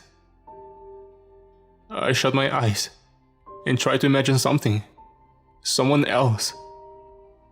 But, of course, there wasn't any pleasure. All I felt was anger toward my captors that silently watched us. On the 4th day, they came inside and got the girl. I tried to tell her I was sorry, and although she didn't understand my words, I think she understood. The next day, I was given a pretty substantial meal. This time, they even added fruits. They looked alien to me, but I wasn't surprised by that. Most fruits I was used to had been domesticated, cultivated for millennia by humans. It was natural for another hominid species to do it differently than us. There was a bitter taste to most of the fruits, but it was still an improvement to what I've been given so far. Several months passed. I did my best to forget about Dura, constantly trying to convince myself that I didn't have a choice. The endless examinations and interrogations continued. From time to time, new officers and researchers arrived to pick my mind. I always complied. Occasionally, I tried to ask them about the whereabouts of Alex, but without success. Each time they took me to the examination room, I tried to find weaknesses in their security. I counted the guards, the doors, and tried to come up with a plan to escape. But in my weakened condition, and given their superior physical strength, I didn't have a chance. I slowly gave up, crying myself to sleep every night. But one of those nights, everything changed. I was awakened by the sound of a gunshot. Someone screamed, and then there was another gunshot. Everything went silent for a minute. I sat up and tried to listen. Nothing. All I heard was my frozen breath. Then the door to my room opened. A heavily cloaked and veiled figure appeared. "Who's there?" I asked. The figure grabbed my arm. I tried to fight it off, but then I saw who it was. It was Dura. She wanted me to come with her. Although I was confused about what was going on, my instinct immediately told me to take this opportunity. I covered my body with the bedclothes and followed her down the corridor. She was wearing one of the soldiers' guns. I had no idea how she got her hands on it, but given the circumstances, it was clear to me that she had escaped somehow. A researcher, shot to death, lay in a pool of blood on the floor. Dura was quick. Although I could only see her eyes under her hood, I could tell she was determined and that her life depended on her success in this attempt. As to why she had chosen to save me, if that was what she was doing, I had no idea. She had stolen some kind of card and opened door after door. She stopped and signaled me to do the same. Around the corner, I could hear radio chatter. Dura shut her eyes for a few seconds. Then she loaded the rifle in a swift motion and stepped around the corner and pulled the trigger. Shit, shit, shit, I whispered to myself as I followed Dura around the corner. The guard was shot in the head, right between the eyes, and blocked the door to the elevator that had brought us to this place. She picked up the rifle, checked if it was loaded, and gave it to me without hesitation. It was heavy, but that might just have been because of my weakened condition. As soon as Dura pulled the lever to the elevator, an alarm sounded and red light filled the corridor. Her escape must have been reported now. Just before the platform descended, a group of guards came running towards us. Luckily, this elevator had a roof which made it impossible for them to shoot down at us from above. Dura reloaded her rifle again, and when we approached the bottom floor, the garage, she sat down and pointed the rifle in front of her. She gestured toward me, seemingly telling me to sit down behind her. I was too afraid, or too frantic, to use the rifle in my hand. I just covered behind her. The alarm echoed through the garage. 4 guards waited for us a few meters away. Dura immediately shot one of them and ran to the right. I followed. The other 3 guards yelled and began chasing us. They both fired upon us, but missed, or perhaps more likely chose not to hit me because they wanted me alive. I turned around and fired my rifle, holding it to my belly, hitting one of the guards in the leg. It was pure luck. I hadn't aimed at all. Dura stopped next to one of the cars, shut the door handle with her rifle, and entered it. I sat down next to her. I could see more guards exit the elevator. However, as Dura drove off, ramming the road barrier, the guards didn't try to come after us. I hyperventilated as Dura sped up to almost 100 miles per hour. The engine rumbled and roared like an angry beast. Dura steered to the side, and half a second later, a group of Denisovan slaves swished past us. They were walking in the middle of the road. Next, I saw the door to the room where they had taken Alex. I yelled for Dura to stop, pointing at the side of the tunnel. She looked at me confused. We didn't have any time to stop. I felt like I betrayed my friend, but I didn't have a choice. Most likely, I thought, they had taken him somewhere else by now anyway. We came upon the bridge from earlier. The sound of the falling water drowned the sound of the raging engine of the car. Dura hit the brakes hard. I almost flew through the windshield. We spun out of control on the wet, slippery road, and then, in an instant, came to a full stop. Dura stepped out on the road. I didn't understand what was happening until I got out. The water vapor formed such a thick mist around us that it was difficult to breathe. And behind all that mist, on the other side of the bridge, I saw it. A barricade had been set up to stop us. Dura stood in front of me, her rifle over her shoulder, and stared at the shadows behind the mist. We couldn't go back from where we had come. I had no idea how we would get out of this situation. Dura didn't share my uncertainty. She turned around and walked toward me with assertive steps. I was confused, scared, and ready to give up. But Dura still seemed to know exactly what she was doing. She grabbed my hand, said something I couldn't understand, and dragged me to the ledge of the bridge. Without hesitation, she climbed up on it. I looked around. The cars on the other end of the bridge started their engines. They knew what was going on, and so did I, even though I didn't want to believe it. I climbed up next to Dura. I took her small hand in my own and looked her in her eyes. And then we jumped.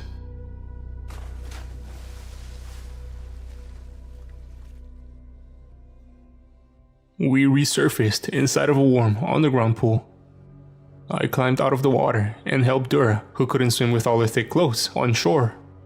She still had her rifle, but I lost mine.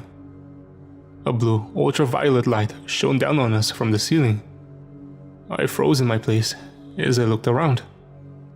The room, reminiscent of a Turkish bath, was filled with naked Neanderthal women. They laid spread out on carved rocks or floated around on their backs in the water, smoking long pipes. After a few seconds, I noticed that they didn't care about us. They were high out of their minds from whatever they were smoking. An opium den, I said to myself in disbelief. Dura, now limping on her left leg, began walking.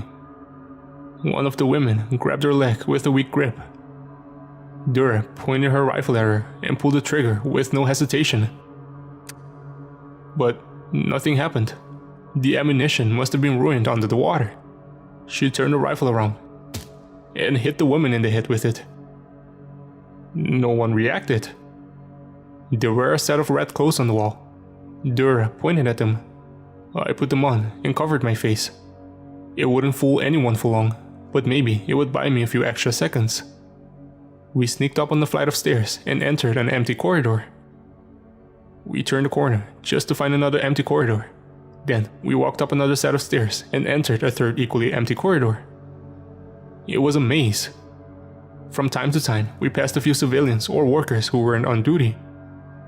They didn't seem to know who we were. Probably I had been kept a secret to everyone except a selected few. We stepped into a long hallway with armed guards at the other end. Both walls had rows of hollowed-out, barred alcoves filled with Denisovian prisoners, all of them yelling and wailing. From what I could tell, they had been recently captured and their spirits weren't entirely broken yet. The guards shouted at us as they saw us. One of them picked up his radio from his belt and yelled something into it. We tried going back but stopped in our tracks as we heard more guards coming from that direction. Once again, we were trapped. The guards on the other end were joined by a group of soldiers that began walking through the hallway towards us. We didn't have anything to defend ourselves with. I was sure this was it, the end of our futile attempt at escaping. Dura, too short to reach it, pointed at what looked like a set of controls on the wall. At first, I didn't react, not because it was difficult to understand, but because I was too stressed to think. Dura shouted at me. I snapped out of my paralysis and grabbed the biggest lever on the panel, but Dura kept trying to tell me something. I was doing it wrong somehow. I had to stop, look at the panel and think. An almost impossible task. Next to the lever, there were sets of metal switches. Without thinking about what they could be, I began flipping all of them in a frantic motion. Dura leaned her head against the wall and closed her eyes. It was time to pull the lever. Although all of this happened in less than a minute, it felt like an eternity. I thought the lever was stuck at first, but it was only I who was weaker than I had ever been before. The soldiers started running towards us and even fired at me. They probably didn't follow their orders, given that they had avoided firing at me before, but rather acted out of fear of what I was doing. The bullets bounced off the walls next to my head. I screamed, grabbed the lever with my other hand, as well as used my body weight to pull it down. It worked. I had no idea what would happen, but I did not have to wait long to find out. The cells, represented by the switches, opened up, and the prisoners leached out and turned on their tormentors. In the chaos that followed, Dura took me by the hand and sneaked past everything. In the middle of the hallway, close to the door, there was a ventilation shaft. Dura grabbed a rifle from a soldier being attacked by a Denisovan and kicked open the shaft. We crawled inside. The echo from the screams faded away as we went forward. The air flowing through it was ice cold. After some time, we passed above a room where two researchers examined something on a large round table.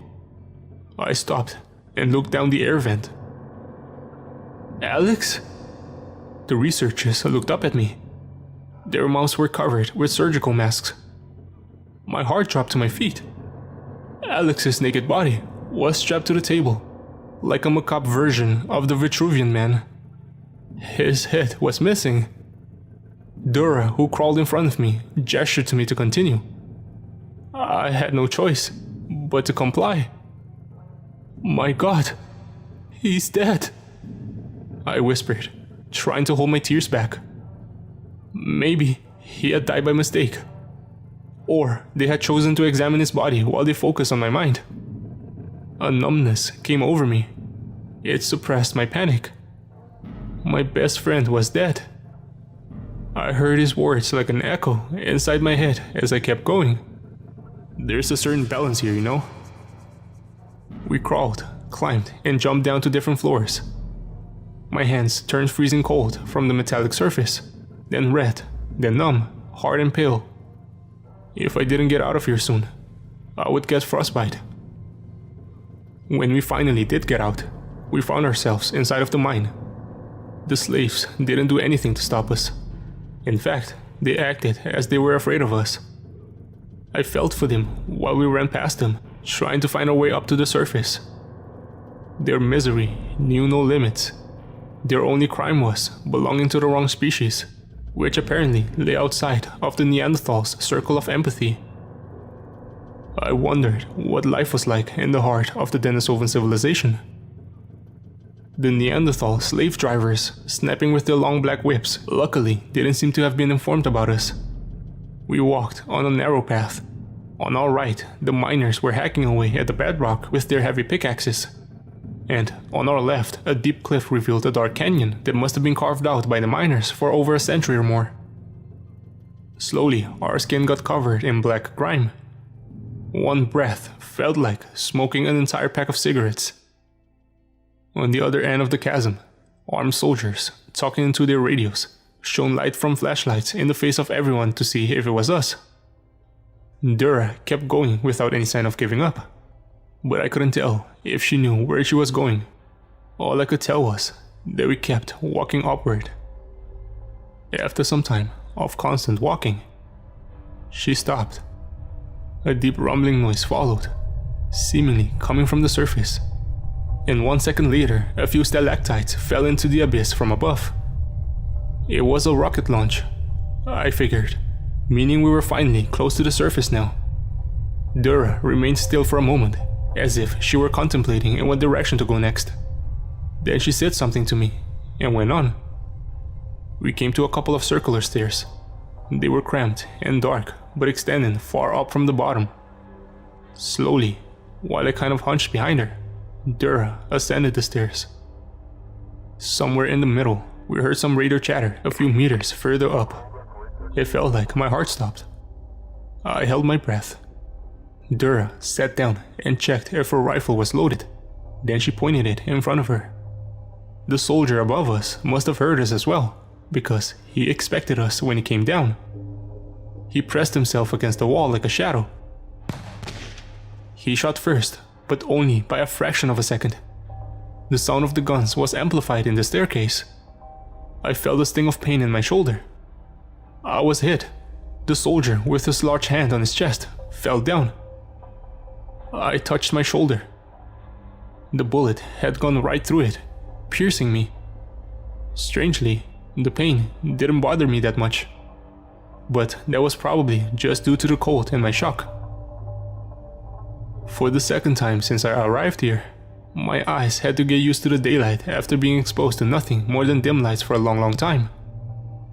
It looked like we had exited through an emergency exit that wasn't in much use. The tower lay maybe a mile away.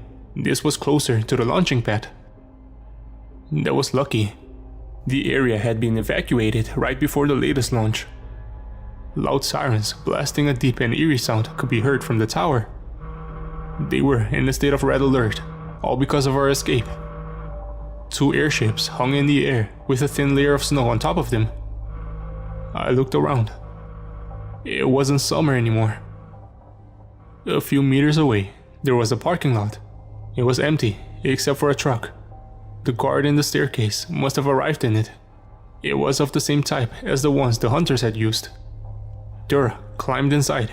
It made sense. We wouldn't have gotten far by foot.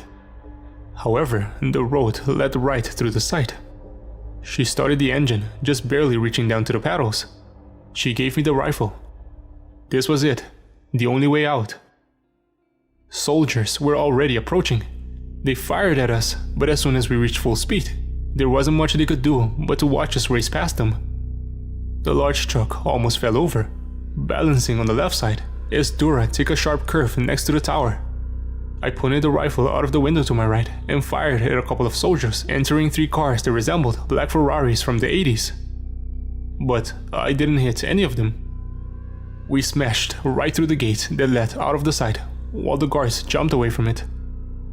Thankfully, no one seemed too eager to shoot to kill, which made our escape a lot easier than it otherwise would have been. The 3 cars followed us silently. This was the same road the hunters had taken us to after they had captured Alex and I kept my eyes open for the hill we had climbed. Would I be able to get back? I had lost a lot of weight since I got here, and would probably fit inside the opening by now, and Dura was definitely small enough. I wasn't about to leave her in this hostile place. Not after she helped me escape. A woolly rhino, amazing to see even in my present condition, stood on the road in front of us. Dura ignored it and kept driving right at it at full speed. She looked at it with determination in her eyes. I was getting nervous. "What are you doing?" I said. "Turn left." I began to point my hand to try and make her understand. She didn't listen. I even tried to turn the steering wheel, but she pushed me away with a forceful growl. And then, only a second or less away from hitting the rhino, she sharply steered to the left. I fell to the side. Dura had known exactly what she was doing. Behind us, there was a loud crash. I peeked out of the window. Our pursuers hadn't seen the rhino and smashed right into it. A fatal frontal collision. The leading car was flying in the air, landing on its roof, and the others rolled over. Dura's decision to sacrifice the rhino, now lying dead on the road, had hopefully bought us the time we needed. "Holy shit," I said, and relaxed a little for the first time since we escaped. I put my hand on my shoulder. It had begun to hurt much more now. Dura took her eyes off the road for a second. When she saw the pain in my face, she looked genuinely concerned. There was a stillness on the road. The moon, a moon with no footsteps on its surface, could faintly be seen against the blue sky, and the sun was soon about to set. It was dusk when I saw the hill. "Stop!" I yelled, and pointed at it. I tried to say a few words in her language to make her understand. She seemed confused, but eventually stopped the truck. There was no time to lose. I pointed at myself and then toward the hill. Then I grabbed her arm and made her follow into the deep forest. We plodded through the snow, almost drowning in it. It would be easier for the soldiers to follow our tracks. I looked back at the road. 2 black spots could be seen in the sky, slowly growing larger. The airships. They were coming for us. I had to find the cave fast, but after all this time, it was difficult to remember exactly where I was. Soon, it would be completely dark. We climbed the hill and went down on the other side. This was close. 15 minutes later, I found it. There was no snow near it, as if it had been melted away due to the hotter air coming out of it. Dura, understandably confused, looked at the small entrance. My arm ached and my entire body was shivering. If I didn't get back to my world soon, I would die of hypothermia. To fit in the opening, and especially the second opening inside, we had to take off as much of our clothes as possible. I tried to communicate this to Dura, but I'm not sure how successful I was. I began taking off her heavy cloaks and capes that she had used to blend in with the guards, while I pointed at the entrance.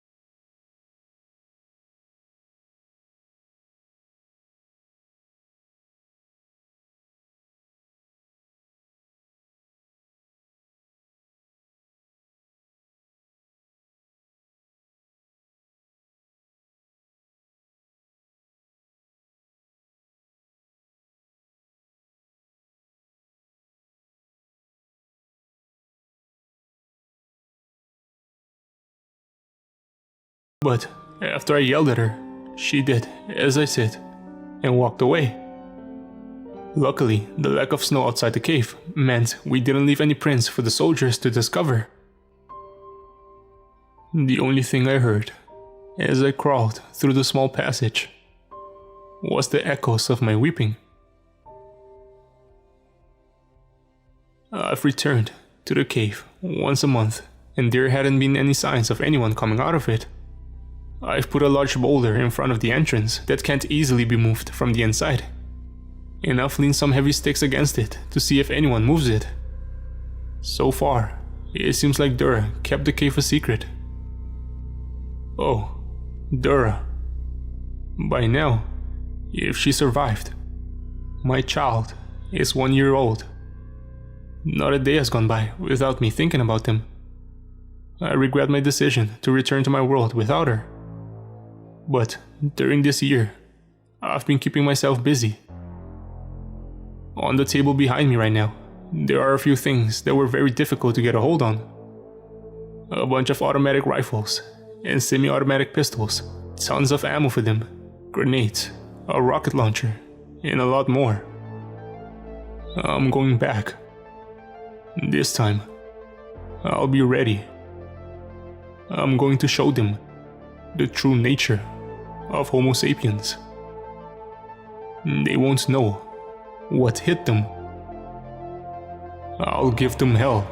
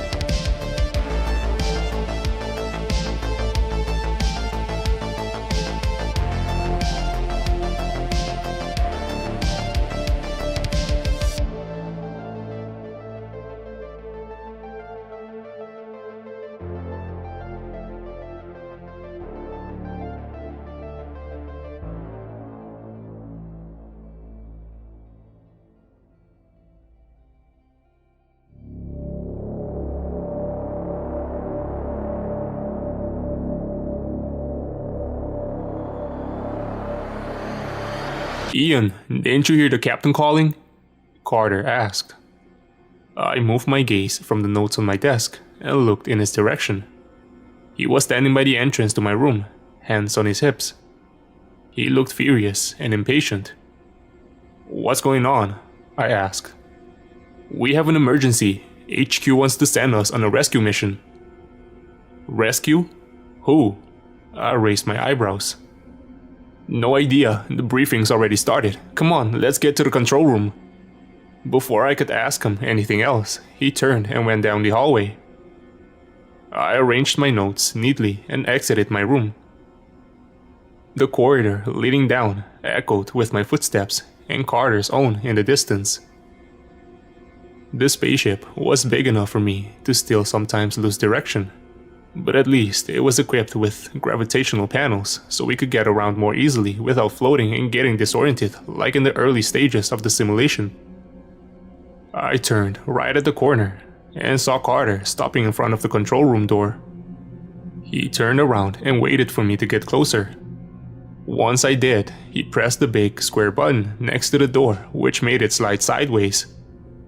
Immediately, we were hit by the sound of murmurs as our other crew members discussed something around the holographic map in the middle.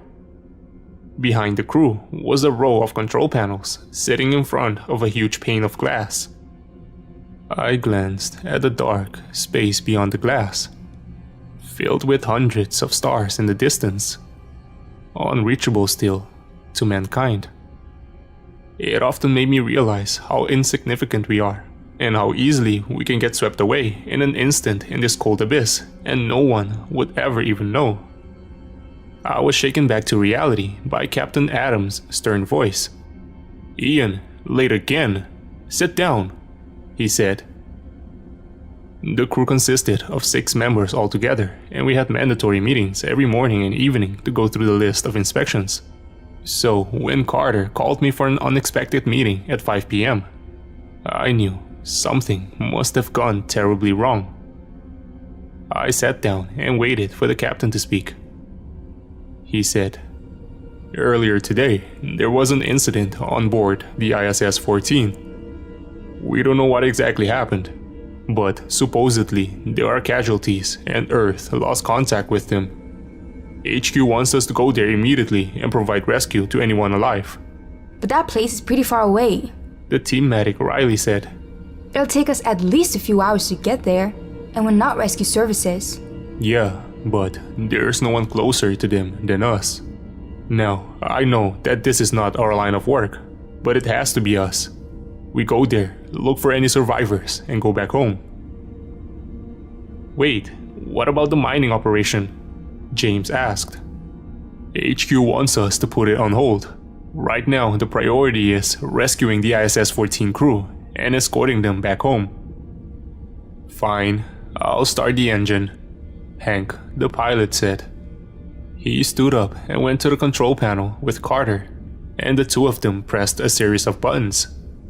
Every crew member was trained to pilot the ship, but only Carter and Hank could do it outside of any emergency situations. The ship hummed to life, the floor under our feet slightly vibrating. The view outside started rotating to the right, making the stars dance across the window. When it stopped, it was impossible to tell which direction we were facing. However, the pilots somehow knew it from the radar, and we were able to determine which direction to move in. The ship started moving forward slowly, but gained speed gradually. It looked as if we were pinned in one spot, but I knew that with each second passed, we covered miles of the inhospitable vacuum of space. There, Hank leaned in his chair. We should be there in about 3 hours.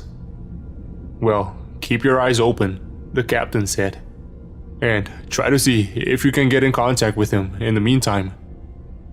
He stood up and left the room. I followed and went back to the crew quarters. I closed the shutters on my window and sat down on my bed. Although some of the crew members enjoyed the unique view from the windows in their rooms, I tended to avoid gazing outside, especially if I was left alone with my thoughts. Staring out into the endless nothingness out there for prolonged periods of time made me feel claustrophobic and trapped. I knew we were relatively close to home, but our planet was only visible as a tiny dot in the distance at any given time, with every other direction around us being infinite miles of empty space. For the first few days, I would glance through the windows towards the Earth every few hours, afraid that our ship would drift away and we'd lose sight of our planet, getting lost forever in the unforgiving cold dark, so unknown to men. I knew, of course, no such thing could really happen, but the nagging feeling wouldn't abate. After a while of sitting on my bed, I went to join Hank and Carter in the control room. The two of them were casually chatting by the control panel when they saw me join and offered me to join in on the conversation. So I was just telling Carter that the guys on the ISS-14 are probably just blackout drunk. Hank chuckled and craned his neck in my direction. "What do you think?" "I don't know. It's strange to just lose contact like that. They might have had a serious issue," I said. "Well, whatever the case, we'll find out soon. We're almost there. See that?" Carter said and pointed to the window. I squinted and realized that he was pointing at a dot in the distance. As minutes went by, the dot grew closer, and more prominent shapes gradually became apparent. It began to take the shape of a man-made flying object, and I recognized its disproportionately large wings as solar panels reflecting sunlight. "It's still there, and it seems still intact," Hank said. He leaned in and pressed a button on the control panel. As he held it like that, he said, "We can see them. Everybody, get down here." In a matter of minutes, everyone was in the control room, and the ISS-14 was a lot closer and bigger, displaying more and more visible details on the structure, like joints, pressurized modules, etc. Adams pressed a button on the control panel and said, "This is the US Collector 03. Does anyone copy?" He released the button and we waited in silence. Nothing but the humming of the ship was heard. Adams pressed the button and spoke again. "This is the US Collector 03. ISS-14. Do you copy?" No response. Adams sighed. "Well, I guess we're going in. Bring us in closer, Hank." "Ian." He looked at me. "Suit up." I gave him a silent nod of agreement and proceeded to the lockers. I donned my suit and put my helmet on. I double-checked if the thrusters on the boots were functioning, refilled the oxygen tank, and made sure everything was tightly secured. Once that was done, I proceeded down to the airlock. Riley was waiting in front and inspected my gear once more to make sure everything was safe. "Alright, you're good to go," she said, giving me a pat on the shoulder. I pressed the button to open the airlock and stepped inside. In front of me was the second airlock door and a small round window, the final line of defense that separated me from a potentially painful demise. Riley pressed the button again and sealed the door behind me. I attached the safety cord to my suit and pulled down the lever on the left side of the wall. "Depressurizing airlock, stand by," a computerized voice announced. I glanced through the round window facing the interior of the ship and smiled at Riley. "I'll be back in a bit," I said encouragingly. "Airlock depressurized. Opening airlock. Ready." I pressed the button next to the second door. It opened with a hiss, and instantly, everything except my breathing went silent. The weight of my body was lifted, and I was floating mid-air. I used the thrusters to propel myself out of the airlock, and finally stepped into the vast, empty space. That initial moment felt nauseating at first, leaping out of the spaceship and expecting to see ground beneath you, but instead being met with an endless abyss which threatened to swallow you whole. The ISS-14 towered above me now, much larger up close than I suspected it to be. A silent behemoth which took up almost the entire view in front. The docking bay was right in front of me, so I proceeded there as quickly as the thrusters would allow me. Despite being able to go only 8 miles per hour, I didn't worry about the speed, since I had enough oxygen to go for at least 6 hours, so hopefully I'd be back to the ship by then. Ian, do you copy? Carter's voice came through the radio. Yep, loud and clear, I responded. Alright, listen, we scanned the area with thermals, and there's no sign of anyone being alive on board the station. What? Are you sure? Maybe the device malfunctioned. Definitely not, because we picked up a sign of life outside the ship. Repeat that last, I said. There's indication that one of the crew members is spacewalking outside the ship. See that gray node just around the upper right-hand solar panel? He should be around there. Roger that, I said and looked up. Beyond the top of the station was exactly what was under it. Endless, vast void. It was a long ascent, especially because of the speed of the thrusters, but I slowly made my way up. Halfway there, I stopped at the sight in front of me. Holy shit, I mumbled. Ian, you okay?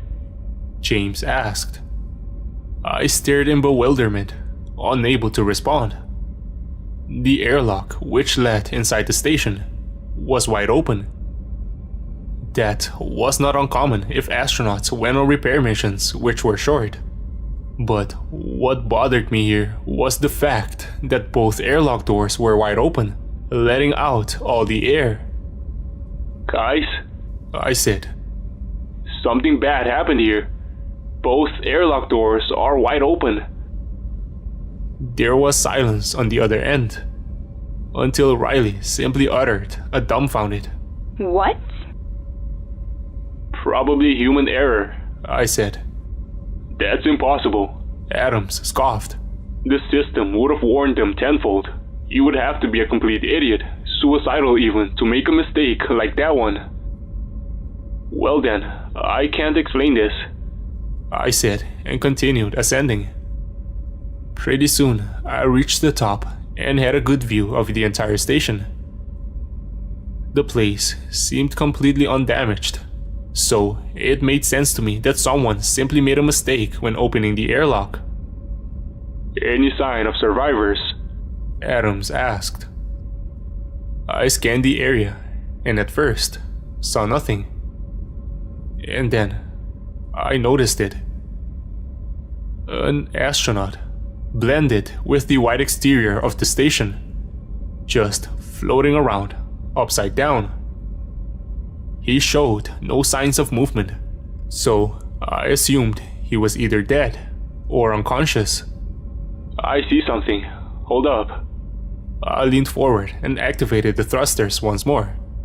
As I got closer, I tried to speak into the radio to avoid startling the crew member in case he was still alive. This is Ian Nielsen. Does anyone from the ISS-14 copy? As I suspected, there was no response. So I simply said, We're here to rescue you. Try not to move while I attach the safety cord to you. I got close enough to the astronaut to grab his hand and turn him around. I saw a man under the helmet, seemingly sleeping peacefully. His forehead and the inside of his helmet had blood on them, and I would have thought he was dead, had I not seen the helmet getting fucked up every few seconds from his steady breathing. He had a name tag on his chest that said Harrington. I found one. He's alive, but he seems to be injured, I said. Alright, bring him back, and we'll decide later what to do with the station, Adams said. I detached the safety cord from myself and attached it to the astronaut. I held the cord with one hand and pressed the button on it. It began slowly pulling the both of us back towards the ship. Alright, I got him. We're going back. I stared at the ISS-14 as it grew distant again, occasionally glancing at Harrington to see if he was still breathing. We had passed by the open airlock, and I kept squinting at it, mesmerized and trying to take a closer look, but it was too dark. When it was out of my line of sight, I glanced back at the astronaut. His eyes were wide open, and he was staring at me. I stared at him for a while, not sure if he was dead or alive, or catatonic. But then, I saw him blink. He started darting his eyes around frantically. I finally broke free of my trance and said, "Hey, it's okay, you're safe now. I'm from the Collector 03. We were sent to rescue you." Harrington mumbled timidly. "Rescue? Yeah, I don't know what happened, but you seem to be the only survivor. I'm bringing you back to our ship." At this sentence, Harrington's eyes widened even more, and he started panting. Within seconds, he was writhing and screaming, shouting incoherent words. He almost shook me off the cord, and I tried calming him down, but it was hard with the cacophony of radio voices asking me what was going on, and Harrington's screaming and squirming. "Hey, calm down. Calm down." I tried to hold him still, but it was impossible. "Don't do it. Don't bring them back." I managed to grab those words among all the incoherence in Harrington's sentences. "There's no one else left of your crew. You're the only survivor." I shouted, but he continued ignoring me. And then, he started coughing violently. Droplets of blood splashed the inside of his helmet, adding to the other already dried blood. He had a coughing fit for about half a minute, and he took a few deep breaths. Then his eyes closed, and he seemingly lost consciousness again.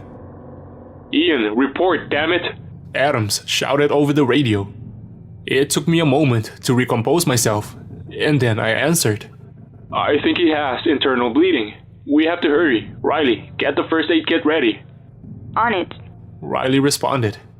Within minutes, Harrington and I were back in the airlock. I pressed the button and closed the external door and pressurized the chamber, putting Harrington in a laying position. Airlock pressurized. Welcome back. As soon as the internal door opened, the crew rushed in and put Harrington on a stretcher, carrying him to the infirmary. I took off my helmet and, with the suit still on, followed them. Get a suit off. Riley's voice echoed through the ship. Harrington was laying on his back on a table, Riley on the side of it, taking off his helmet. I got to the other side of the table and helped him take the suit off him. When I reached to help him take his garment off, the astronaut firmly gripped my wrist like a vice. Our eyes met, and again, he had that same petrified look on his face as before. "Please don't do it, just get me now."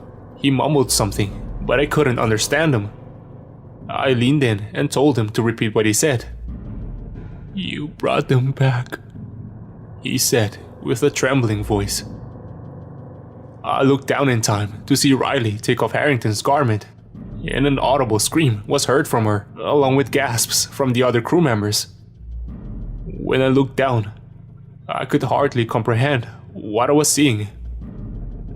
Harrington had a gaping hole in his stomach, and in it, hundreds of thousands of maggots were squirming around, eating away at his wound. They started hopping, some managing to jump onto Riley's arm. She screamed and violently swatted at them, making a break for the exit. Harrington started coughing again, more violently than before. Just before he stopped moving completely, the blood from his cough spurted over my suit, and I recoiled. When I looked down, I nearly started screaming. Along with the blood, there were crimson maggots slithering towards my head. I swatted at them, disgusted and in a panic at the same time. "Get out of here!" Adams shouted. We didn't need any more encouragement. We rushed outside, and once everyone was out, we pressed the button to lock the door. We glanced through the glass on the door at Harrington's body.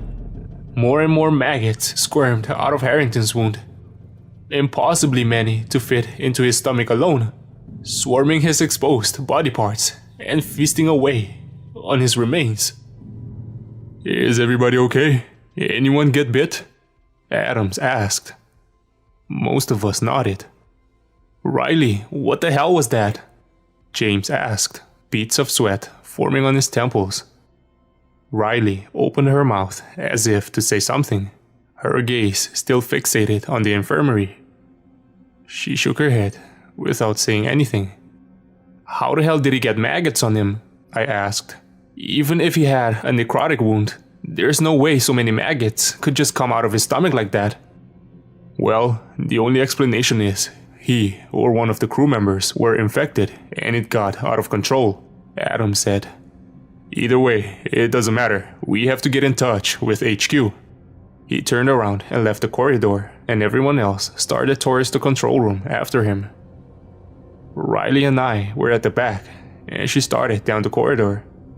I grabbed her arm, a little firmer than I planned to. She shot me a look of confusion as I stared at her exposed forearm. Riley, those maggots touched you. Did they bite you? I asked, silently enough for others not to hear. No, She said and jerked her arm free of my grip and looked at me as if she was offended. You think I would just jeopardize the whole crew like that? I don't. I just... And what about you? The ISS member coughed up some maggots on you. I'm clean. I'm positive, I said with our eyes locked. She crossed her arms and seemed to calm down. She said, Well, we should all get tested anyway. But we don't have the necessary equipment here. Right, our priority should be contacting HQ and getting back. If any of us are infected, they can quarantine us. She nodded and motioned me to join the rest of the crew. We entered the control room and heard Carter's voice on the other end of the room. This is the US Collector 03. HQ, do you copy? This is HQ. What's your situation, Collector? A crackly voice came through the radio. Move aside, Adams commanded Carter and pressed the button on the panel. HQ, this is Captain Adams. We arrived at the site of the ISS-14. Everyone but one crew member died mysteriously. We managed to bring the crew member back on board, but he died shortly after. There was a brief moment of pause before HQ said, What happened? We don't know for sure. The crew member we brought back seems to have been infected. He had flesh-eating maggots under his suit. We had to seal off the infirmary, since we don't know the extent of the threat. Understood, Collector. Right now, your priority is sterilizing the contaminated areas, in case these maggots can do some serious damage to the vessel.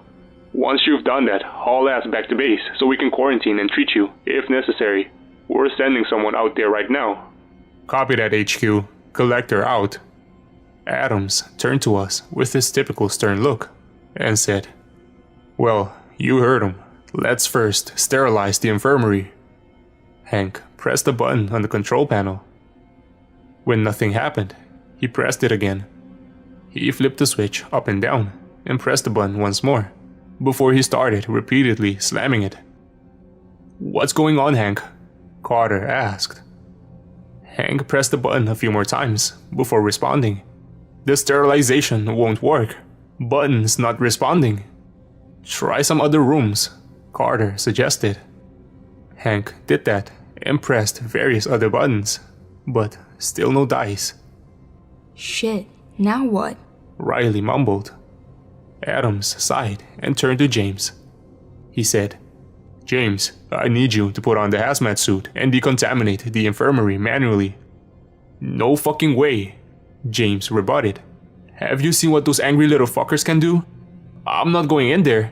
You'll do your job. Adams got into James's face before calming down. Besides, the suit will protect you. He then said to Hank and Carter, Start the engine. Might as well get going while we're doing this. He turned around to approach the holographic map on the table when Carter spoke. Captain? The engine won't start. Adams turned back and frowned, now visibly frustrated. What do you mean it won't start? Start it. It won't fucking start, Carter blurted. There was a moment of intense silence in the room. Adams rubbed his chin and then turned to me. Ian, check the engine, but put the protection suit on, just in case. I gave him a silent nod of agreement and left the room. James followed behind me. This is bullshit. He threw his hands up in the air as we made our way to the lockers. Suck it up, James. The sooner we finish our job, the sooner we can go home, I scoffed. We donned our protective suits and inspected each other for potential faults. And once we were sure everything was okay, I picked up my tools and we went our merry ways. My job was to go under the ship's bottom floor and inspect the engine, and to do that, I had to remove the floor panel and climb down. As I did so and entered the corridor, I heard James's trembling voice on the radio. Jesus Christ. Captain, I'm in front of the infirmary. There's more of them in here. What do you mean? Adams asked. I mean, there's millions of them. All over the fucking place. I can't even see Harrington's body anymore. Jesus fuck. My stomach started twisting into knots. I didn't like this at all. Adams continued. James, calm down. Listen, we have to decontaminate the room before they spread to the other parts of the ship. Your suit will protect you. Pull the switch, wait until the process is done, and get out. Alright. James sighed over the radio. I'm going in. Adams spoke to me and asked how things were going on my end, and I told him I was close to the engine. It was darker down here, so I used the flashlight to illuminate the way in front. The corridor echoed with the heavy thuds of my footsteps as I made my way through, until I reached the panel above my head, which said, "Do not remove." James, talk to me. Adams said. I'm still okay, Captain, but I had to stomp all over them. It's disgusting. They seem to be ignoring me though. Did you pull the switch? I pulled out my screwdriver and started to unscrew the panel off. Not yet, but I'm almost. Shit! James shouted. James, what happened? Adams asked. Something just fucking bit me! James yelled. James, that's impossible. They can't get through your suit. It's made out of. There's a fucking hole in my boot. Fuck, I gotta get out of here. My heart was thumping against my chest rapidly at this point, and I had to stop doing my own job. My left hand frozen on the panel and the other on the screw. They're in my suit. Oh God! James shouted. Get out of there! Adams shouted loudly. The next few seconds were filled with James's screams over the radio, intermittently getting louder and quieter, until they stopped completely. James? I shouted, my own voice trembling now. There was no response, however. Adams shouted again. Ian, get the hell out of there! Alright, let me just fix the engine. Ian, forget the engine and get back here now! Hold on, if I fix the engine we can… The panel partially fell open when I took the second screw off, and from the gap, hundreds of red maggots poured through, falling to the ground with wet slumps. I recoiled in fear as the maggots continued to pour out and pile on the ground in front of me. They started bouncing one by one, trying to reach me. I screamed and bolted for the ladder. All the while, the voices of my crew members echoed through the radio, asking me what was going on. I climbed up and slammed the floor panel shut, leaving me with only the sound of my own frantic breathing. And then I heard a thud, and then another, and another. In moments, hundreds of thuds were heard on the panel, like the sound of rainfall. And I could see the floor bending outwards under the pressure. Maggots started crawling from under the edges of the dented panel, and I screamed again, running for dear life. Ian, respond! Abandoned ship! I shouted between breaths, looking back behind me. I could already see thousands of maggots on the ground and walls behind me. What's going on? Adams shouted. Maggots! Everywhere! Get to your suits! We have to run! I ran straight to the locker and took off my protective suit, donning the space one instead. My trembling hands making it difficult to suit up. The rest of the crew members were there in a matter of seconds, putting their own suits on. No time for inspection, get to the airlock, Adams shouted. I ran out first, rushing down the corridor, and stopped when I glanced at the infirmary. James was slumped over the threshold, leaving the door open. He had managed to take his suit off, down to his waist, before he died. Maggots were wiggling inside his empty eye socket, and his teeth were visible due to his lips being completely eaten. His body and the areas in front and inside the infirmary were crawling with maggots, possibly millions, piling atop each other on every single surface of the room, making it look like it was moving with their slithering. Adams pushed me, and I forced myself to look away and continue running. We rushed inside the airlock, and as I turned around, I saw Hank lagging behind, running towards us. His right arm had maggots on it, which he seemingly wasn't aware of. All of us were probably thinking the same thing, but no one wanted to say it. That's why Adams stepped up and closed the airlock before Hank could get inside. Depressurizing airlock, stand by. Hank slammed the button to open the airlock from the outside, but it wasn't responsive during the pressurization. Captain! Captain, let me in! They're close! He looked behind at the mass, which drew closer by the second. Hank, I'm so sorry, Adam said. Hank started screaming and flailing his arms. Maggots started appearing in his helmet, and he threw it off, trying to run in the opposite direction in a desperate attempt to escape. He never stood a chance, since the maggots swarmed up to his knees in seconds and trapped him like quicksand before he was completely covered by them. Riley screamed and cried, trying to put her hands on her mouth, but unable to because of the helmet. Opening airlock. The door opened, and all went silent again. Never before has the inhospitable vacuum of space felt so welcoming. For a while, we floated in silence, processing what just happened. And then Adams spoke up. A sentence which sent a chill down my spine so sharply that, for a moment, I thought that I myself had maggots in my suit. We need to get to the ISS-14, he said, somberly.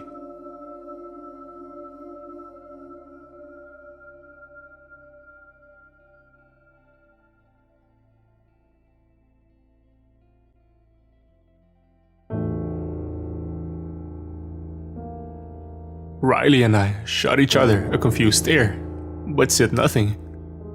Adams was already well on his way to the airlock of the SS-14, slowly propelling himself with his thrusters.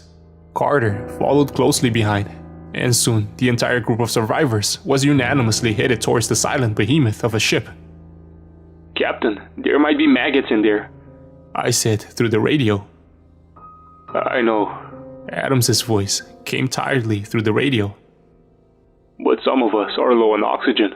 We need to replenish it, and if possible, repressurize the station. We need to contact HQ and warn them of the dangers here before those maggots spread. Even though no one responded, it was clear that we all agreed.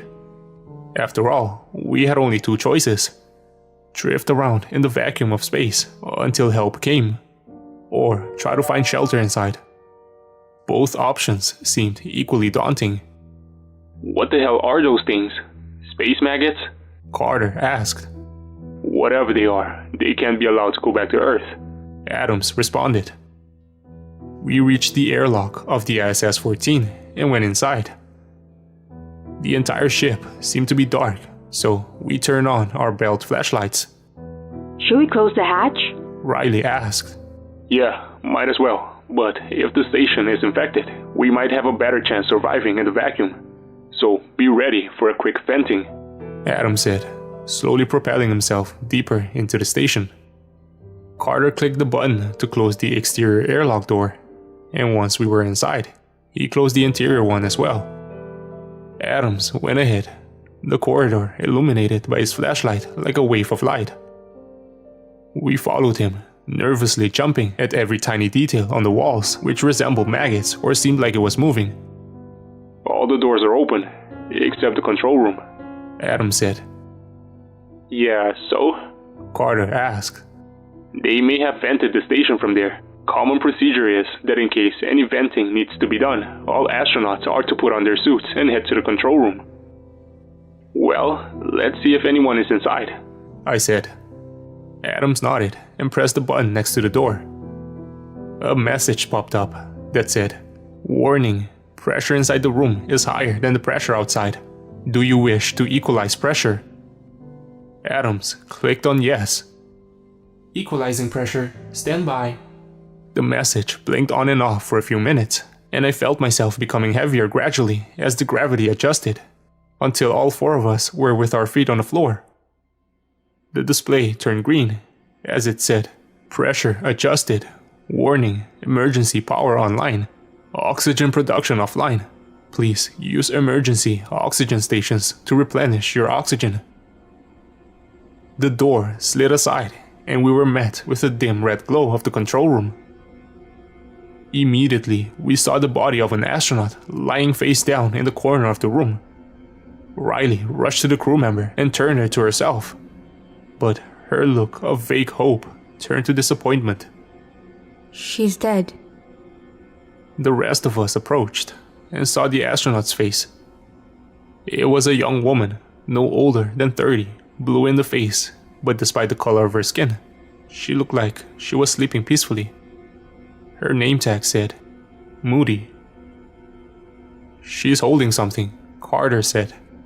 We glanced down and saw what looked like a camcorder in her hand. Adam snatched it and opened it, and the rest of us gathered around him. There was a folder open, and Adams highlighted the first video by date. It started playing. The video was from the perspective of one of the astronauts, male, judging by the voice. He was hovering above the ISS and zooming in on something on top of the ship. When he zoomed in enough, it became visible that there was some sort of red egg floating around. If he was saying anything, we couldn't hear him in the vacuum of space. The video cut out, and the next frame showed the astronaut gently holding the object from the previous footage in his hand.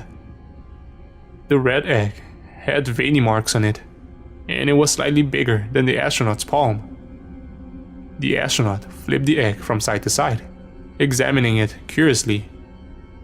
The video ended there. Adams played the next video. The frame showed the egg from before, now in a glass display case inside the station. What the hell is that? The person recording, now a female scientist, asked. No idea. Another voice responded. Harrington found it outside, and HQ wanted it brought back. What if it's dangerous? The female astronaut asked. Well, whatever it is, it won't break this case. Nothing can. The scanner shows no signs of activity inside the egg. A third voice said. The camera zoomed in on the egg before the video ended abruptly. Adams played the next one. This video showed the same room as before, but now the camera was placed on the desk, since we could see Moody sitting by it, facing the camera. Base wants the egg tested. They don't want to risk bringing the egg to Earth, so I've been appointed as lead scientist. My job is to monitor the egg and conduct tests to see what's inside. So far, there's nothing strange about the egg itself. Maybe it's not even an egg. I'll continue to run tests. She reached out for the camera, and the video ended. The next video showed the same scene, and a visibly more tired Moody. She rubbed her eyes and faced the camera, before saying, Another egg was found today. Nelson was performing a module check when he saw it. Despite initial skepticism, the egg will be taken back to base for study. There were apparently more, and all seemed to be coming from one direction. There may be a nest close by. As for this one, there seems to be some signs of minor activity inside. Hard to tell what it is though. Whatever it is, it could be our actual first contact. She ended the video. I heard Carter mumble, "Oh shit," under his breath. Adams played the next video. The footage showed the same egg from before, but it was now cracked at the top and on the side. Tiny crimson maggots were squirming around the display case lazily. What are those? Moody asked. Alien worms? a voice next to her asked. Was the egg rotten? She inquired. Didn't look like it. Maybe the worms are supposed to hatch out of it. No idea. One of the maggots started slithering on the glass, moving upwards. The camera zoomed in, and I clearly saw the bodies of the maggots crawling over each other. It looked like they had tiny hairs on their bodies. The video ended. I felt itchy all over my body, unable to shake the feeling of bugs crawling all over me. The next video showed Moody in the same room. There was visibly a lot more maggots inside the display. She said, They are reproducing at an enormous pace. The maggots seem to be dormant in the vacuum, but able to survive. Keith followed the trace where the eggs are coming from, and he says he found their nest close by. It seems that this is really going to be first contact. He hasn't responded to our call yet though, so the signal must be bad there. The video ended, and there was only one more video remaining. Adams played it. The frame was shaky, but we saw what was clearly the room from the previous footages. However, this time the glass display was broken, and there were countless maggots all over the place, covering every inch of the floor and every piece of item and furniture inside the room. The egg inside the display was broken into pieces now, and barely visible from all the maggots crawling over it. Moody, move! Someone shouted. Moody panted in panic and pressed the button to lock the door. She pointed the camera left, down the hallway, and thousands more maggots came into view. Moody turned around and ran. A blood-curdling scream was heard somewhere before it was completely silenced. Moody ran inside the control room and turned around. Harrington came into view with his spacesuit.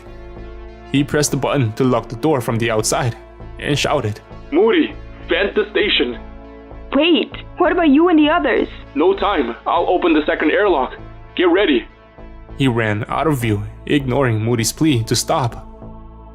Another scream was heard over Moody's radio. She stood in the room, panting in panic and looking over her shoulder. Moody, do it! Harrington shouted over the radio. Moody approached the panel in the corner of the room and opened it, revealing a big switch. She grabbed it and held it hesitantly. Moody, don't! I can't get to my spacesuit! Another crew member's voice came through. Do it! Harrington shouted. Moody was audibly crying by this moment.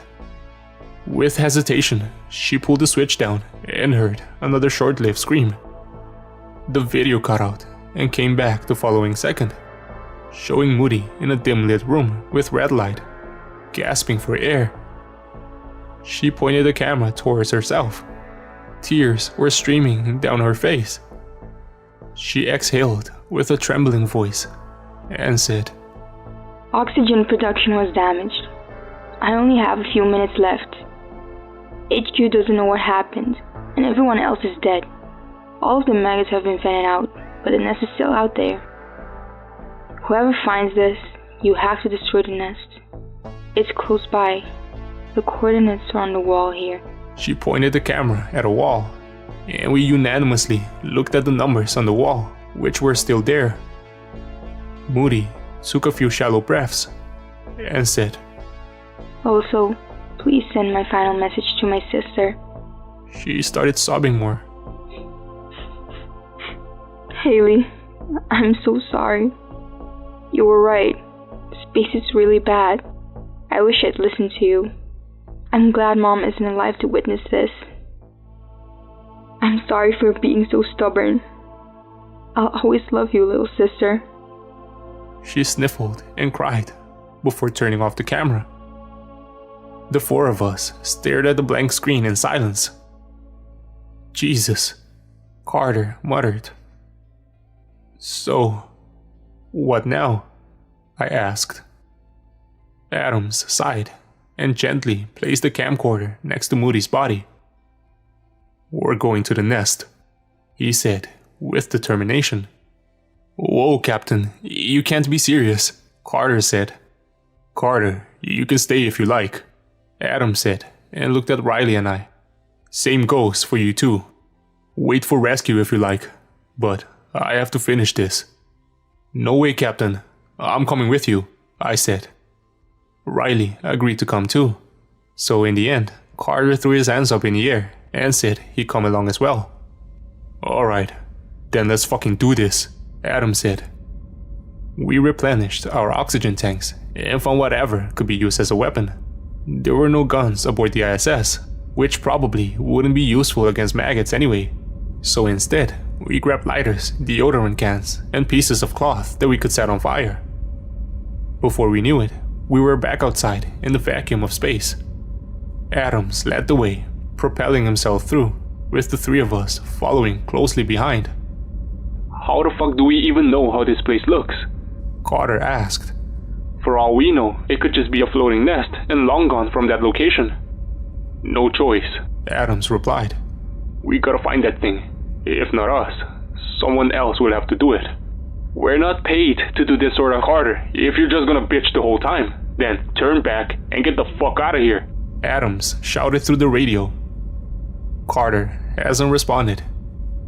We flew in silence for a while, until Riley spotted some tiny object in the distance.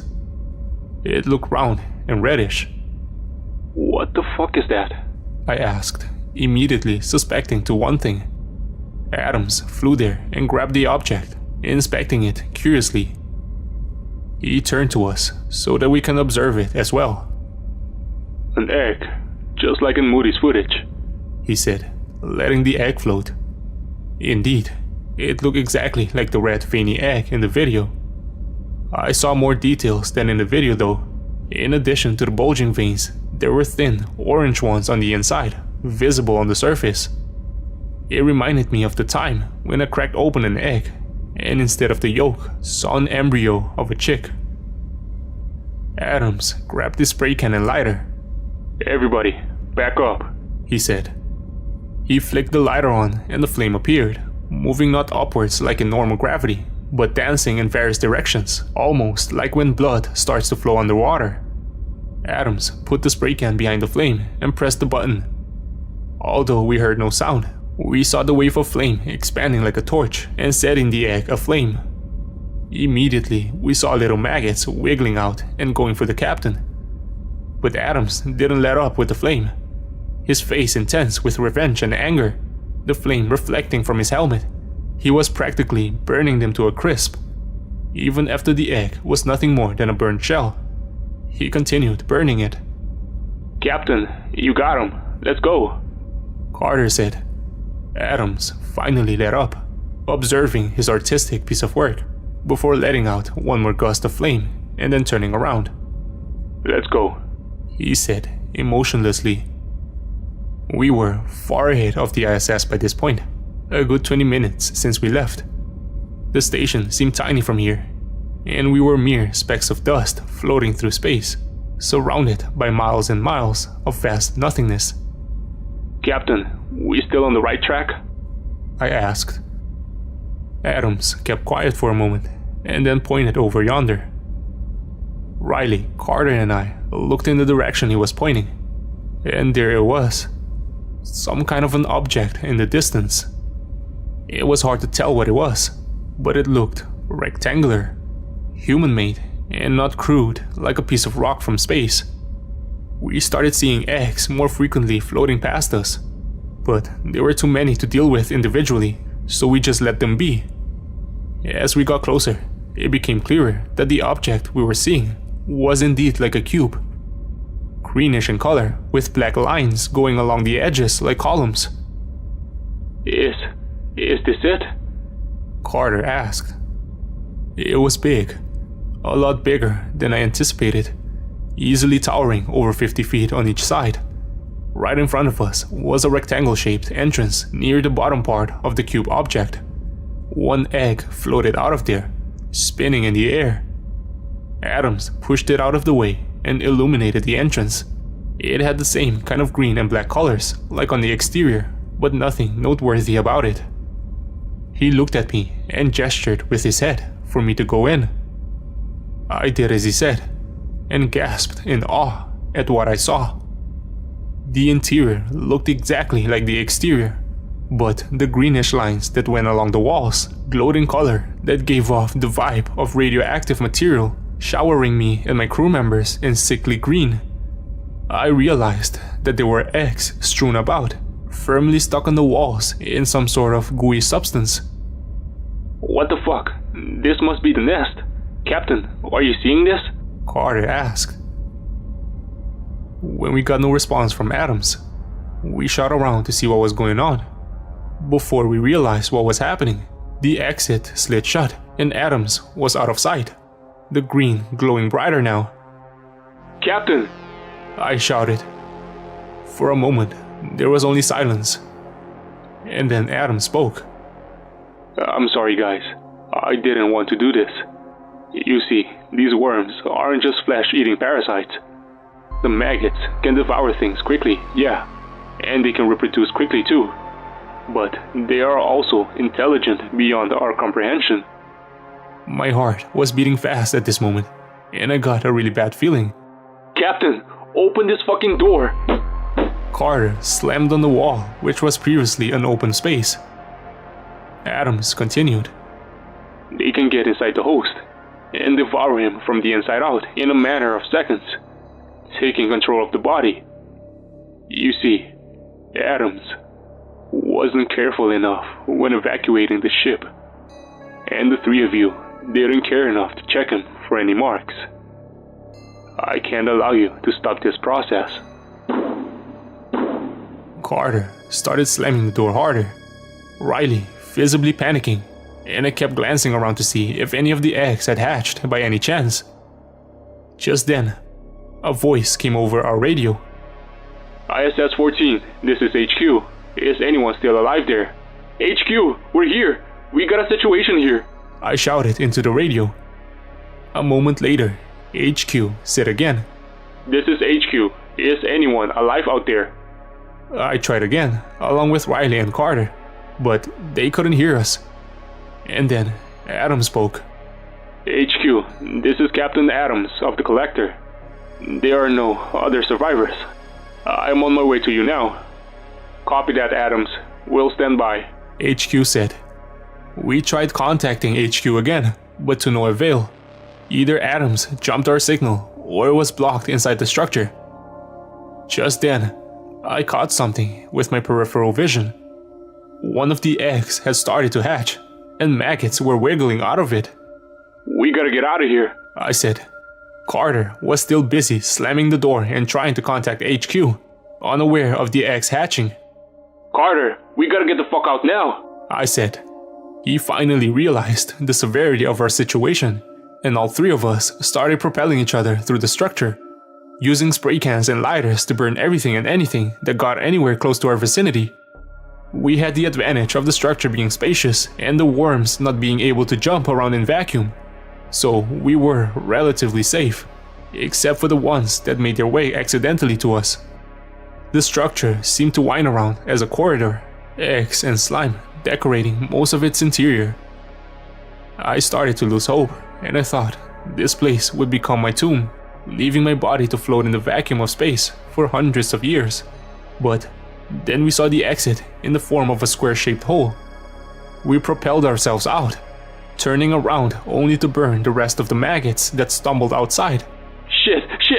Carter screamed, swatting at his own hand and trying to grab something, but it was too late. There was already a tiny hole in his suit, letting out a steady gust of wind. Carter grabbed his helmet with both hands.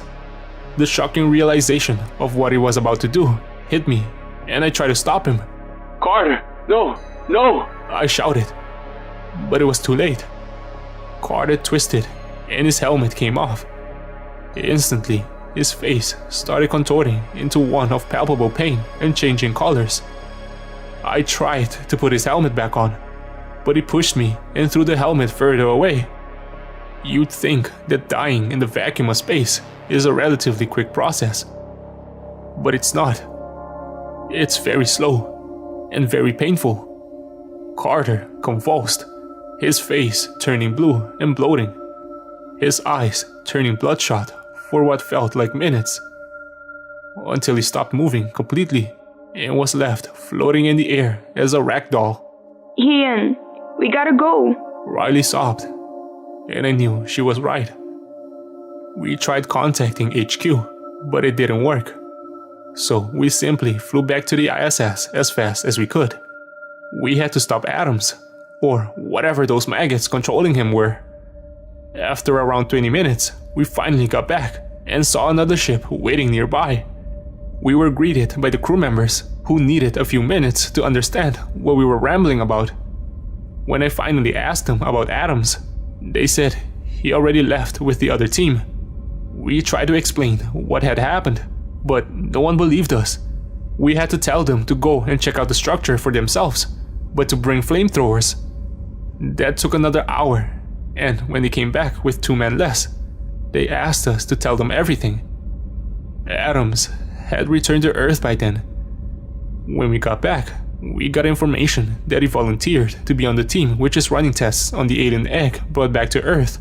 Again, they refused to believe our claims that he was being controlled by space maggots. So, we knew we had to take care of things ourselves.